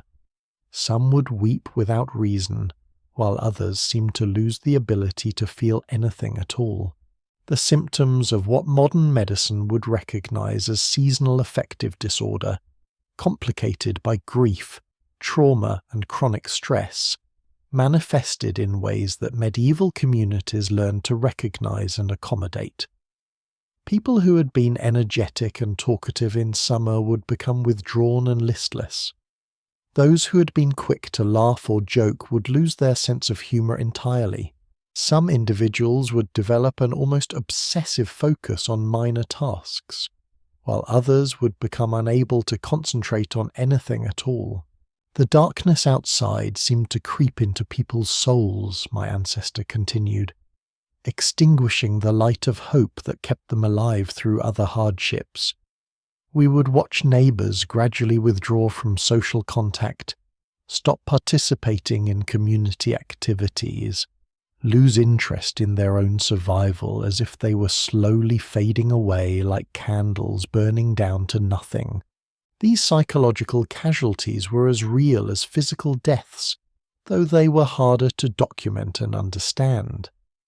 Families would find relatives who had simply stopped eating, stopped talking, stopped participating in life until they faded away like candles burned down to nothing. The community learned to recognize the signs and to intervene when possible, but resources for emotional support were as limited as resources for physical survival. Some people would simply stop, my grandfather said, his voice heavy with remembered helplessness. Stop eating, stop working, stop caring for themselves or their families. They would sit by the fire staring at nothing, responding to questions with silence or single words, as if the effort of communication had become too great to bear. The community's response to these psychological casualties revealed both the limitations and the strengths of medieval social support systems. While they had no understanding of depression as a medical condition, they recognized it as a form of suffering that required community response, and they developed strategies for supporting affected individuals that were surprisingly sophisticated. When someone began to withdraw, my ancestor explained, the women of the village would take turns visiting, bringing small tasks that could be accomplished without much effort, mending torn cloth, sorting grain, simple work that kept the hands busy while requiring minimal concentration. They understood instinctively that isolation was the enemy, that keeping people connected to daily life was essential for recovery. Food scarcity during the worst winter months led to a condition medieval people called winter hunger, a slow starvation that weakened bodies and minds while creating its own set of medical problems. People learned to ration not just food, but also physical activity, moving as little as possible to conserve precious calories. We developed a different relationship with our own bodies, my grandfather explained. Every movement had to be calculated. Was the task worth the energy it would require? Could it be postponed until spring? We learned to sleep longer hours not from laziness but from necessity, since sleep required fewer calories than wakefulness. The Great Famine of 1315 to 1317, which my ancestors' family had survived though many neighbours did not, demonstrated how quickly winter hardships could escalate into civilization-threatening catastrophe. Caused by an unusually wet and cold spring that rotted seedlings in the ground, the famine led to successive crop failures that plunged much of Europe into starvation. The stories that came from the cities during those years, my grandfather would whisper, were almost too horrible to believe. People eating grass and bark, digging up graves to steal food from the dead, parents abandoning children they could no longer feed. The price of bread in London rose to 20 times its normal cost, making it more precious than silver. In rural areas, the famine created a different kind of desperation. Villages that had survived countless harsh winters through community cooperation and careful resource management found themselves with nothing left to share. The social bonds that typically held communities together during crises began to fray as families faced the terrible choice between helping their neighbours and ensuring their own survival. I remember the night when Thomas the miller came to our door, my ancestor recalled, his voice barely audible. His children were starving and he begged my father for grain, any grain at all, but our own stores were nearly exhausted, and my father knew that sharing might mean death for our family. The conversation that followed was one of the most agonizing I ever witnessed. Two good men trying to solve an impossible problem with no good solutions. The psychological impact of such moral dilemmas was profound and lasting. Survivors of the Great Famine carried guilt and trauma that affected their behavior for the rest of their lives. Some became obsessive hoarders, unable to trust that abundance would return. Others developed an almost compulsive generosity, giving away resources they couldn't afford to lose rather than face again the agony of refusing help to those in need. The famine taught us that winter could be more than just difficult or dangerous, my grandfather concluded. It could be apocalyptic, a force capable of unraveling the very fabric of civilization. After living through those years, every subsequent winter carried an edge of terror that normal hardship could not explain. Yet even in the face of such overwhelming suffering, medieval communities demonstrated remarkable resilience and adaptability. They developed new preservation techniques, improved methods of rationing and resource distribution, and created support systems that helped the most vulnerable survive when individual family resources proved insufficient. The monasteries and religious houses played crucial roles during the worst crises, often serving as emergency shelters and medical facilities for communities overwhelmed by disease and starvation. Monks and nuns who had taken vows of poverty ironically found themselves among the few with resources to share, their communal lifestyle and advanced planning making them better equipped to weather extended hardships. Brother William, at our local monastery, my ancestor remembered, worked tirelessly throughout the worst winters, tending to the sick with remedies that were probably useless, but offered comfort nonetheless. More importantly, he maintained detailed records of which treatments seemed to help and which did not, slowly building knowledge that would benefit future generations. These religious communities also served as repositories of hope during the darkest times. Their very existence represented continuity and faith in the future, the belief that current suffering was temporary and that better times would eventually return. The rhythm of religious observances provided structure and meaning to days that might otherwise have been consumed entirely by the struggle for basic survival. As winter gradually began its retreat and the first tentative signs of spring appeared, survivors emerged from their trials fundamentally changed by the experience. They had seen human nature stripped to its essentials, witnessed both the cruelty and compassion that extreme conditions could bring forth, and learned lessons about community, survival, and the preciousness of life that would influence their behavior for years to come. The approaching spring brought not just physical relief but also a kind of spiritual renewal. The profound gratitude of those who had faced death and found themselves still breathing, still hoping, still capable of imagining better days ahead. Chapter 4. The Light Returns. As February slowly yielded to March and the days began their imperceptible lengthening, my ancestor would speak of a transformation so gradual, yet so momentous, that it felt like witnessing the resurrection of the world itself. The return of spring to medieval Europe was not merely a change of season, but a literal rebirth that carried with it all the weight of religious metaphor and the desperate hope of those who had survived winter's siege.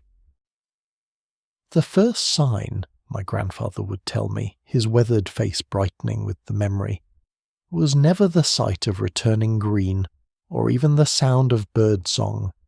It was something you felt in your bones, a subtle shift in the quality of light, a barely perceptible softening in the air that made you realize the ice-locked grip of winter was finally beginning to loosen. The snowdrops were always the first harbingers of hope to push through the slowly softening earth. These delicate white flowers, no larger than a child's fingernail, possessed a courage that seemed almost supernatural to people who had survived months of unrelenting cold and darkness. They would appear seemingly overnight, scattered across the landscape like fallen stars, their presence announcing that the earth itself was awakening from its death-like slumber. We would send the children out each morning to search for the first snowdrops, my ancestor recalled. The child who found them would run back to the village shouting with joy, as if they had discovered treasure, which, in a way, they had. Those tiny flowers were proof that life was stronger than death, that warmth was stronger than cold, that hope was justified even in the darkest hours. The psychological impact of these first spring signs cannot be overstated. People who had endured months of what felt like perpetual twilight, who had grown accustomed to a world drained of colour and vitality, suddenly found themselves confronted with evidence that change was not only possible but inevitable. The sight of green shoots pushing through melting snow awakened something primal in the human spirit, the knowledge that survival was not just about enduring, but about renewal.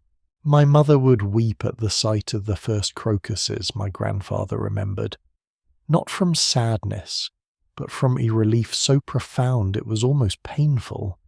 She had carried the weight of keeping our family alive through the dark months, rationing our food grain by grain, nursing us through illnesses with remedies that were more prayer than medicine, and maintaining hope when hope seemed foolish. The appearance of those purple and yellow flowers was her vindication, proof that her faith in the future had been justified. The feast of St. Valentine on February 14th provided a bridge between winter's darkness and spring's promise. This ancient celebration, rooted in pre-Christian fertility rites but adapted to medieval Christian customs, offered communities a chance to acknowledge that despite winter's best efforts to crush the human spirit, love and hope remained alive in human hearts. The custom of drawing names for Valentine sweethearts was taken very seriously in our village, my ancestor explained. Eligible young men and women would gather to draw slips of paper from a bowl, sealing their romantic destiny for the coming year. These pairings often led to lasting marriages, but even when they didn't, they served an important purpose. They reminded us all that life was about more than mere survival, that beauty and romance and joy were still possible even after the darkest winter. The exchange of simple gifts, handmade cards, small sweets preserved from autumn, wildflowers pressed between pages of precious books, became a way for the community to practice generosity again after months of hoarding and rationing. These gestures, humble though they were, represented a return to the social graces that made life worth living rather than merely endurable. I remember creating a Valentine card for Mary, the baker's daughter, my grandfather would say with a smile that could still light up his aged features. I had no money for parchment or proper ink, so I used a piece of birch bark and wrote with charcoal mixed with water. The message was simple, just her name and mine surrounded by carefully drawn flowers, but she treasured it as if it were written on gold. As winter gradually loosened its grip, the practical work of preparing for spring became a community celebration in itself. Plough Monday, falling on the first Monday after Epiphany in early January, marked the symbolic beginning of the agricultural year even when the ground remained frozen solid. The ceremony served as a statement of faith, a declaration that despite current conditions, planting time would come and with it, the promise of harvest. The ritual of blessing their ploughs was one of our most important community ceremonies, my ancestor explained. The ploughs that had stood idle through the winter months would be dragged out of storage, cleaned and oiled and decorated with whatever ribbons and garlands we could create. Then the entire village would process to the fields, carrying the ploughs as if they were religious relics.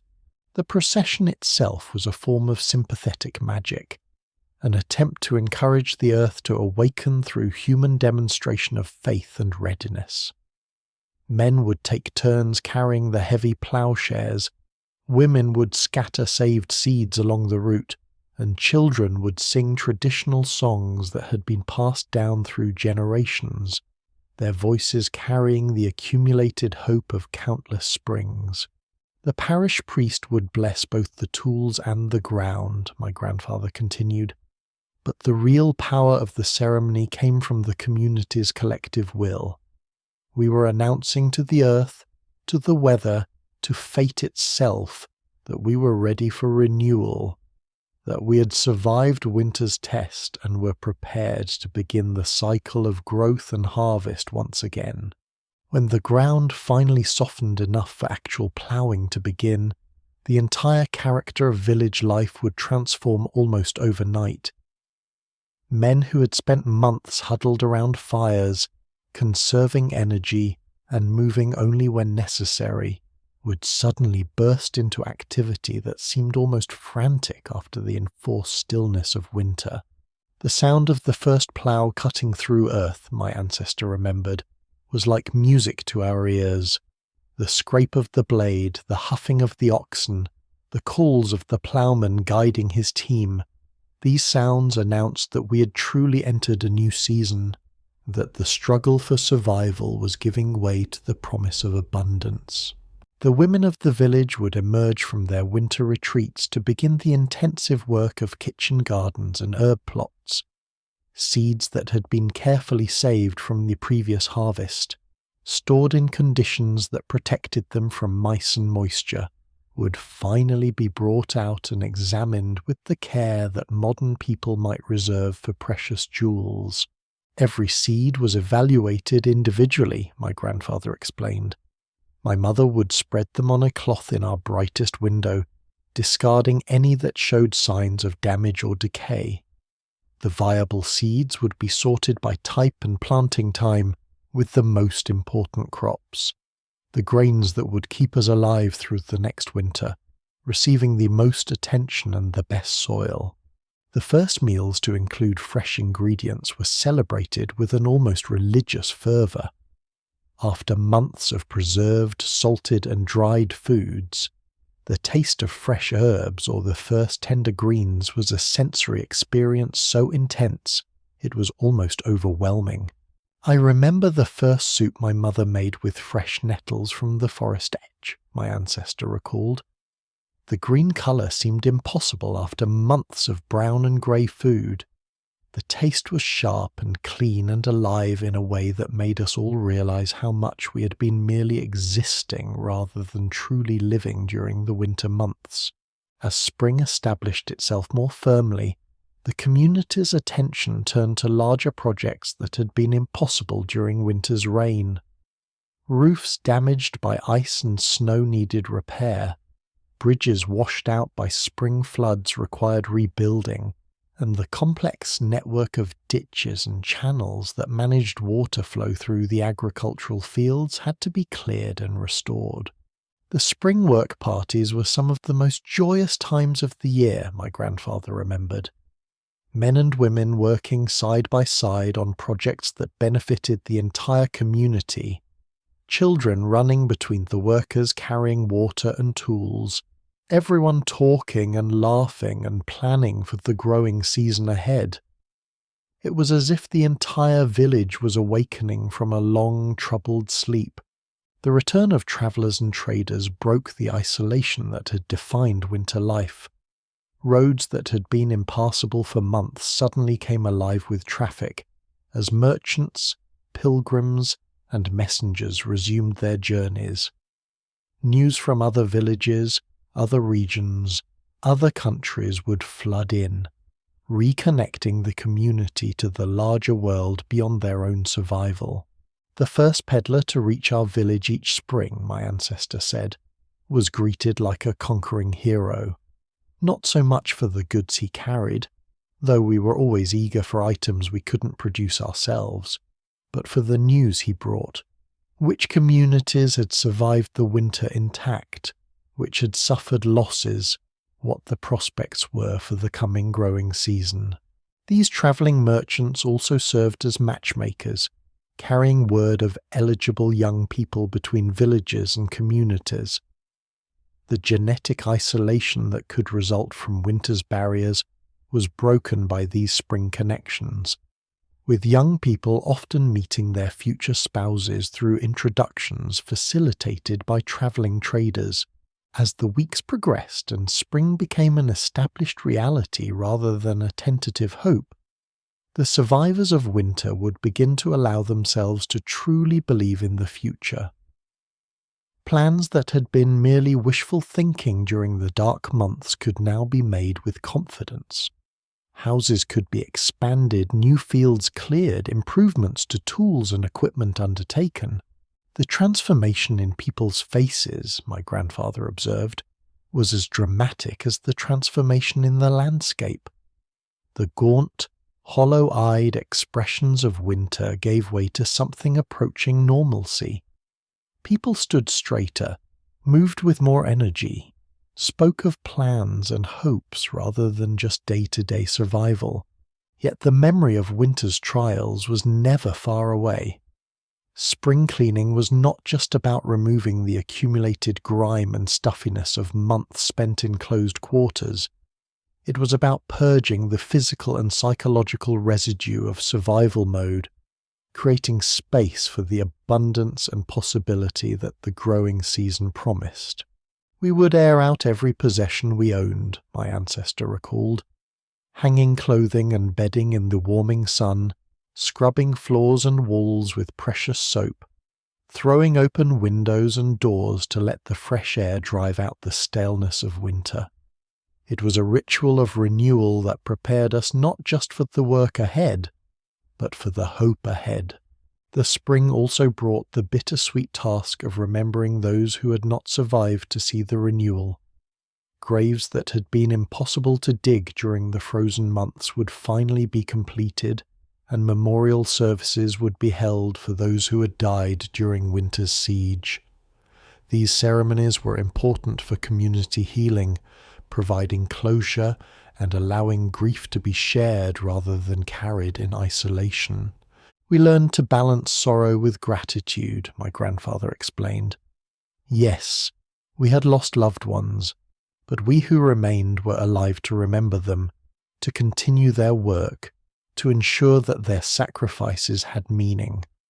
Spring taught us that death and renewal were part of the same cycle, that loss and hope could coexist in the human heart. As I finish recounting my ancestors' memories of medieval winter and spring, I'm struck by the profound lessons embedded in their experiences. They understood, in ways that our modern comfort has allowed us to forget, that life is precious precisely because it is fragile, that community matters most when survival is uncertain, and that hope is not a luxury but a necessity as vital as food or shelter. Their winters were brutal beyond our modern imagination, filled with suffering that would break many contemporary spirits. Yet they endured, not just as individuals clinging to life, but as communities committed to ensuring that everyone who could be saved would be saved. They faced the worst that nature could offer and responded with the best that humanity had to give. But perhaps the most remarkable aspect of their story is not the suffering they endured, but the wisdom they developed through that endurance. My ancestors' tales reveal a sophisticated understanding of human psychology, community dynamics, and survival strategies that modern emergency management experts would recognize as remarkably advanced for their time. They understood, for instance, that physical survival was impossible without psychological survival, that maintaining hope and social bonds was as essential as stockpiling food and fuel.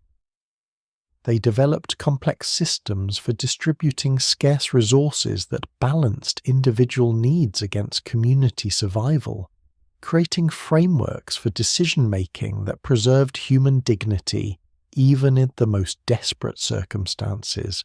The knowledge we gained through those terrible winters, my grandfather often reflected in his later years, was purchased at a price no one would choose to pay, but once bought, it became our most valuable inheritance. We learned things about human nature and community resilience that couldn't be taught in any other way. This knowledge was not abstract wisdom, but practical intelligence about how human beings could function effectively under extreme stress.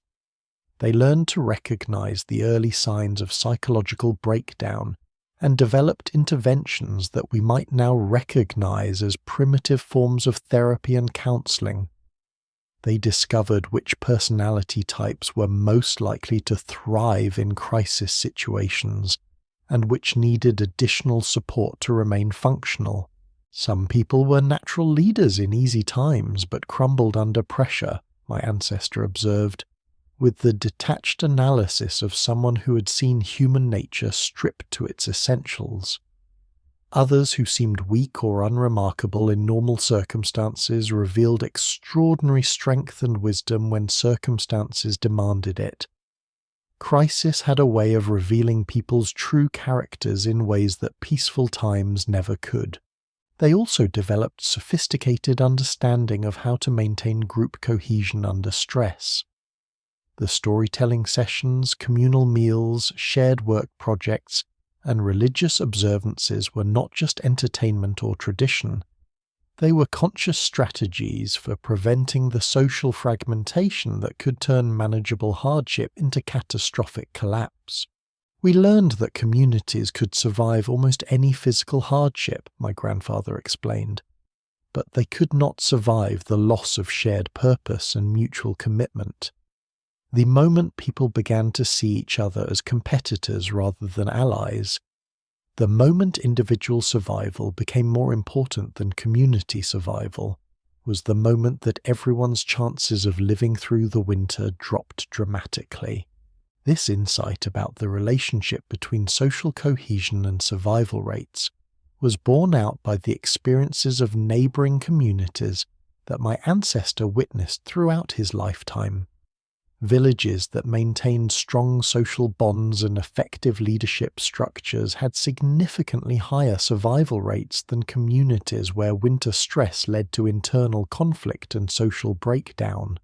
I saw entire villages die not from cold or hunger, my ancestor reported, but from the inability to work together when cooperation was essential for survival. Fear and desperation could turn neighbors into enemies, families into collections of competing individuals, communities into collections of isolated households that were too weak separately to survive challenges they might have overcome together. The contrast between successful and failed communities provided natural experiments in survival strategy that informed the practices of those who lived to tell their stories. My ancestors' community survived multiple severe winters, not because they were luckier or stronger than others, but because they had developed more effective systems for maintaining social cohesion under stress. One of the most important innovations was their approach to information sharing and decision-making. Rather than allowing rumors and fear to spread unchecked through the community, they established formal systems for gathering accurate information about their situation and sharing it honestly with all community members. The truth, no matter how harsh, was always better than uncertainty and speculation, my grandfather explained. When people didn't know how much food remained, or how many weeks they needed to survive, their imaginations created scenarios that were often worse than reality. But when they had accurate information, they could make rational decisions and work together effectively toward shared goals. This transparency extended to the community's most difficult decisions about resource allocation and survival priorities. Rather than allowing these choices to be made by a small group of leaders behind closed doors, they brought the entire community into the decision-making process, ensuring that everyone understood the reasoning behind difficult choices and had a voice in determining their own fate. The decisions were still painful, my ancestor acknowledged, but they were our decisions, made together, with full understanding of the circumstances that forced them. No one could later claim that they had been betrayed or abandoned by leaders who didn't understand their situation, because everyone had participated in the process of deciding what was possible and what was necessary.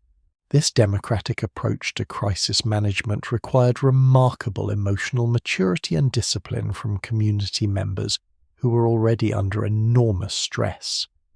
Yet the alternative, authoritarian decision-making by leaders who might be wrong or corrupt, posed even greater risks to community survival and cohesion. The educational system that emerged from these survival experiences was equally sophisticated. Children were not sheltered from the realities of their situation, but were gradually inducted into adult responsibilities and decision-making processes at ages much younger than would be typical in peaceful times. Children who survived those winters, my grandfather observed, emerged as young adults with wisdom and capabilities that their peers in easier circumstances might not develop until much later in life. They had learned to work as productive members of teams under pressure, to make difficult decisions with incomplete information, to maintain hope in seemingly hopeless situations. This accelerated maturation was not without costs. Childhood as a period of carefree play and gradual development was largely impossible under survival conditions. Yet the alternative was often death, and communities that successfully integrated children into survival efforts had significantly higher child survival rates than those that attempted to maintain normal childhood experiences during crisis periods. We tried to preserve elements of childhood joy and wonder even under the harshest conditions, my ancestor reflected. The storytelling sessions, the games and songs, the small celebrations and ceremonies, these were not luxuries but necessities for maintaining the psychological health of our youngest community members. The balance between including children in adult responsibilities and preserving their emotional well-being required constant attention and adjustment. Too much responsibility too soon could crush young spirits, but too much protection could leave children unprepared for the realities they needed to face for their own survival. Perhaps most remarkably, these communities developed sophisticated systems for preserving and transmitting knowledge across generations, ensuring that the hard-won wisdom of survival would not be lost when immediate crisis passed. We understood that memory was fragile, my grandfather explained, and that the details most crucial for survival might be forgotten when they were no longer needed for immediate purposes. So we developed ways of embedding survival knowledge into stories, songs, customs, and rituals that would preserve it for future generations who might face similar challenges. The very fact that I am able to recount my ancestors' detailed memories is testimony to the effectiveness of these knowledge preservation systems. Through careful oral tradition, reinforced by regular retelling and conscious efforts to maintain accuracy, his community ensured that their survival wisdom would be available to future generations. Each story was told exactly the same way every time, my ancestor insisted. Not because we lacked imagination, but because accuracy was more important than entertainment. The details that might seem like colourful embellishments, the specific symptoms of different diseases, the exact procedures for food preservation, the particular signs that indicated changing weather, these were practical information disguised as narrative elements. This systematic approach to knowledge preservation created a body of survival wisdom that was both comprehensive and accessible, embedded in memorable stories that could be passed down through generations of people who might never face identical challenges but could adapt the underlying principles to whatever difficulties they did encounter. The religious and spiritual dimensions of their survival were equally sophisticated, developing theological frameworks that could accommodate both individual suffering and community loss, while maintaining faith in ultimate meaning and purpose. Faith was not about believing that God would spare us from hardship, my grandfather explained, but about believing that hardship could be endured with dignity and that suffering could be transformed into wisdom. Our prayers were not for easy lives, but for strength to live well whatever lives we were given. This mature spirituality avoided both the despair that could come from believing God had abandoned them and the false optimism that could lead to dangerous miscalculations about their circumstances. Instead, it provided a framework for finding meaning in suffering and purpose in survival that sustained communities through their darkest moments. We learned to see winter not as punishment but as teacher, my ancestor reflected. Not as enemy, but as adversary whose opposition could make us stronger and wiser if we rose to meet the challenge it presented. This perspective transformed survival from mere endurance into a form of spiritual growth and community development. The legacy of these winter experiences extended far beyond the immediate survival benefits, shaping community culture and individual character in ways that persisted long after the immediate crises had passed. Villages that had survived extreme winters together developed social bonds and collaborative capabilities that served them well in addressing other challenges throughout the year. Communities that had learned to work together for survival, my grandfather observed, found that they could accomplish remarkable things during peaceful times as well. The trust, communication skills, and shared commitment that developed during crisis periods became the foundation for prosperity and achievement when conditions improved.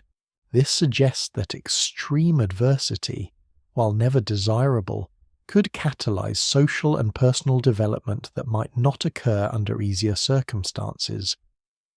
The communities that emerged from winter trials were often stronger, more resilient, and more capable than they had been before facing those challenges. As you settle into your warm bed tonight, surrounded by the security and comfort that our modern world provides, perhaps you can spare a thought for those long ago ancestors who faced winter with nothing but their courage, their ingenuity, and their commitment to one another.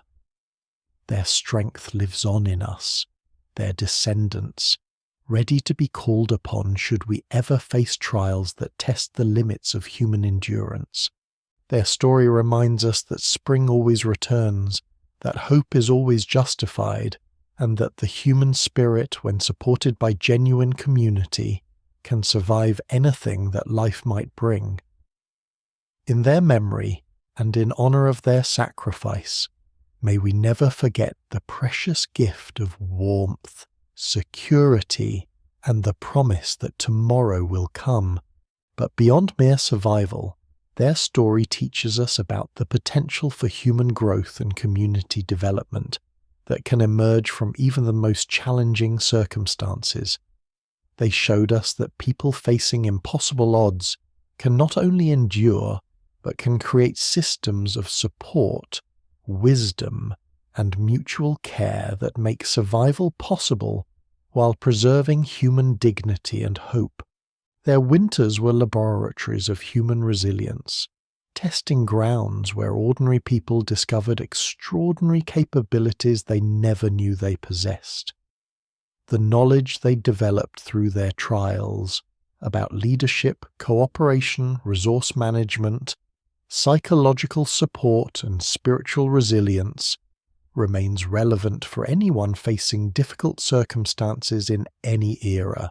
In our modern world, we face different challenges than medieval winters, but we can still learn from the principles and practices that enabled our ancestors to survive and thrive under extreme conditions. Their commitment to community, their balance of hope and realism, their systems for sharing resources and supporting vulnerable members, their methods for preserving and transmitting knowledge, all of these remain relevant for contemporary communities facing their own forms of crisis and uncertainty.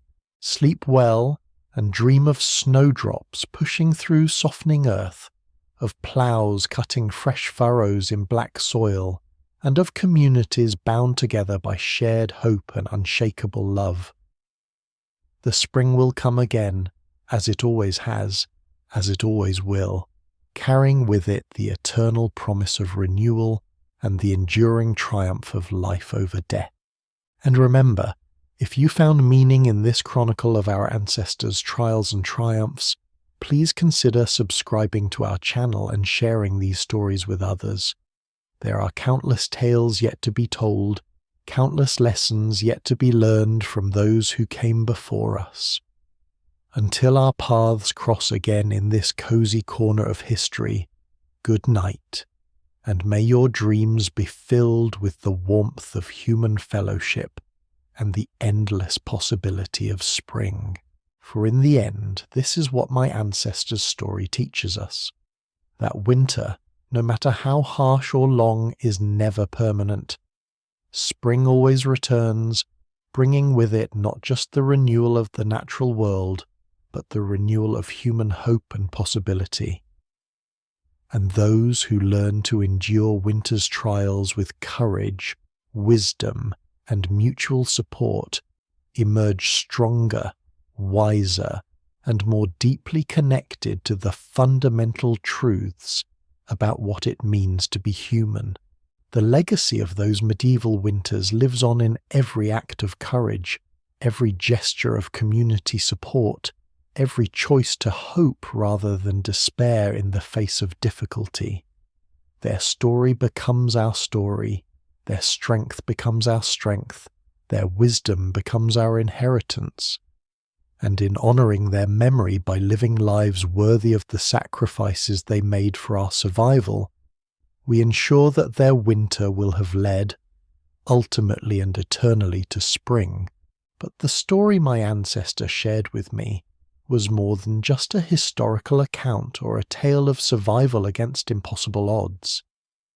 It was a testament to the fundamental resilience that lies at the heart of human nature, the capacity to endure suffering without becoming consumed by it, to face death without surrendering to despair, to lose everything external while preserving something essential and indestructible within. Remember, my grandfather would tell me in his final years, his voice still carrying the authority of someone who had faced the ultimate tests of human endurance, that the most important lessons cannot be learned from books or teachers, but only from life itself when it strips away everything non-essential and forces you to discover what truly matters. The winter taught us things about ourselves that we never could have learned any other way. These lessons extended beyond survival techniques or community organization strategies. They were insights into the deepest questions of human existence. What makes life worth living when living becomes almost impossibly difficult? How do we maintain our humanity when circumstances seem designed to reduce us to mere animals fighting for survival? What sources of strength can we draw upon when all external supports have been stripped away? The winter showed us that human beings are capable of extraordinary things, my ancestor reflected, not just in terms of physical endurance, but in terms of moral courage and spiritual resilience. People who had never seen themselves as heroes discovered heroic qualities within themselves. Ordinary individuals found ways to transcend their ordinary limitations and accomplish things that seemed impossible. These discoveries about human potential were perhaps the most valuable inheritance that winter survivors could pass down to future generations. Not just the practical knowledge of how to preserve food or recognize weather signs, but the deeper knowledge that human beings possess inner resources that remain untapped until extreme circumstances call them forth. Each person who survived, my grandfather observed, became a living proof that the human spirit is stronger than any force that might try to break it. Not because survival was easy, it never was, but because the choice to continue living, to continue caring for others, to continue believing in the future, represented a triumph of will over circumstance that no external force could take away. This understanding of human resilience became a source of strength that extended far beyond the immediate survival benefits. People who had discovered their own capacity for extraordinary endurance carried that knowledge with them throughout their lives, approaching future challenges with a confidence born of tested experience. Once you have survived something that seemed unsurvivable, my ancestor explained, you never again doubt your ability to handle whatever life might bring. Not because you become immune to suffering or fear, but because you know that suffering and fear, no matter how intense, are temporary experiences that can be endured without being defined by them. The community bonds forged during those extreme survival periods created social networks of unusual strength and reliability. People who had shared the experience of facing death together developed trust and mutual commitment that lasted for generations, creating extended family networks that provided security and support through all of life's challenges. The families who survived winter together, my grandfather noted, became more than just blood relatives. They became spiritual kin united by shared experience that went deeper than normal family ties. Children grew up knowing that they were part of something larger than themselves, part of a community that had proven its commitment to every member's survival and well-being. These strengthened social bonds had practical benefits that extended far beyond emotional support. Communities with strong survival traditions were more prosperous, more stable, and more resilient than communities that had not been tested by extreme adversity. The cooperative skills and trust networks developed during crisis periods translated into economic and social advantages during peaceful times. A village that had learned to work together for survival, my ancestor observed, could accomplish remarkable things when survival was no longer in question. The same skills that enabled us to share scarce resources fairly during winter enabled us to develop trade networks, cooperative work projects, and community improvements that made everyone's life better. The winter experience also provided a unique perspective on wealth, success, and the good life that influenced survivors' values and priorities throughout their lives. Having learned to distinguish between genuine necessities and mere luxuries, they developed an appreciation for simple pleasures and basic securities that people who had never faced extreme hardship might take for granted. After you have been truly hungry, my grandfather explained, a simple meal becomes a feast worthy of celebration. After you have been truly cold, a warm fire becomes a luxury beyond any rich man's treasures. After you have watched loved ones die from lack of basic necessities, you never again mistake convenience for happiness or abundance for fulfillment. This recalibrated sense of values protected winter survivors from many of the psychological pitfalls that could trap people who had never faced genuine scarcity. They were less likely to be consumed by envy or dissatisfaction, less likely to sacrifice essential relationships for material advancement, more likely to find contentment in circumstances that might frustrate those with less tested perspectives. The winter taught us that happiness comes not from having everything you want, my ancestor reflected, but from wanting what you have, and that the things most worth wanting are not things at all, but relationships, experiences, and the inner peace that comes from knowing you have lived with integrity and courage. As my grandfather aged and his memories of that terrible winter became his most precious possessions, he would often speak of how the experience had ultimately been a gift. Not a gift he would have chosen, but a gift nonetheless, because it had revealed to him truths about life and human nature that he never could have discovered any other way. I would not wish such suffering on anyone, he would say in his final years, but I would not trade the wisdom it gave me for all the ease and comfort in the world. It showed me what human beings are capable of at their best, what communities can accomplish when they commit to one another's well-being, and what sources of strength exist within the human spirit that most people never have occasion to discover. This perspective on suffering as a source of wisdom and strength represents one of the most profound insights that emerge from the medieval winter experience. Not that suffering is good in itself, but that human beings possess the remarkable capacity to transform even the most terrible experiences into sources of understanding, compassion, and resilience that can benefit not only themselves but entire communities. The stories we tell, my ancestor concluded, are not just entertainment or even education.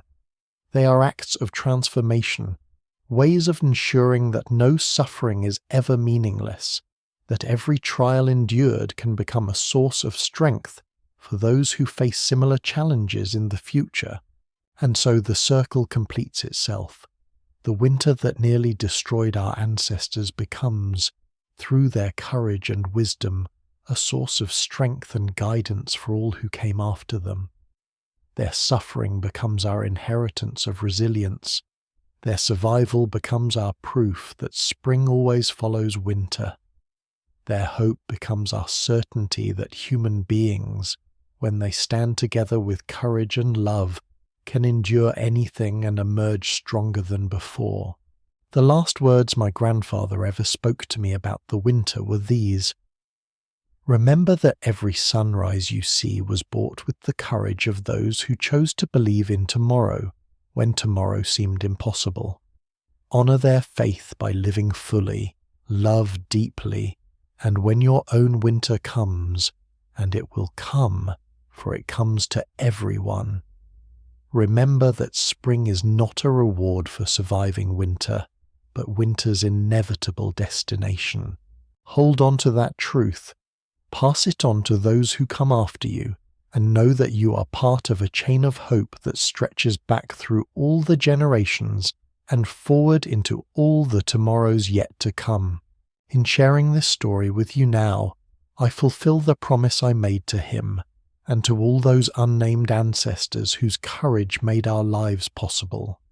Their winter is ended, their spring has come, but their legacy lives on in every choice we make to hope rather than despair, to help rather than harm, to build rather than destroy. May we prove worthy of their sacrifice, and may their wisdom guide us through whatever winters we may face in our own journey through this beautiful, difficult, and ultimately miraculous experience we call life.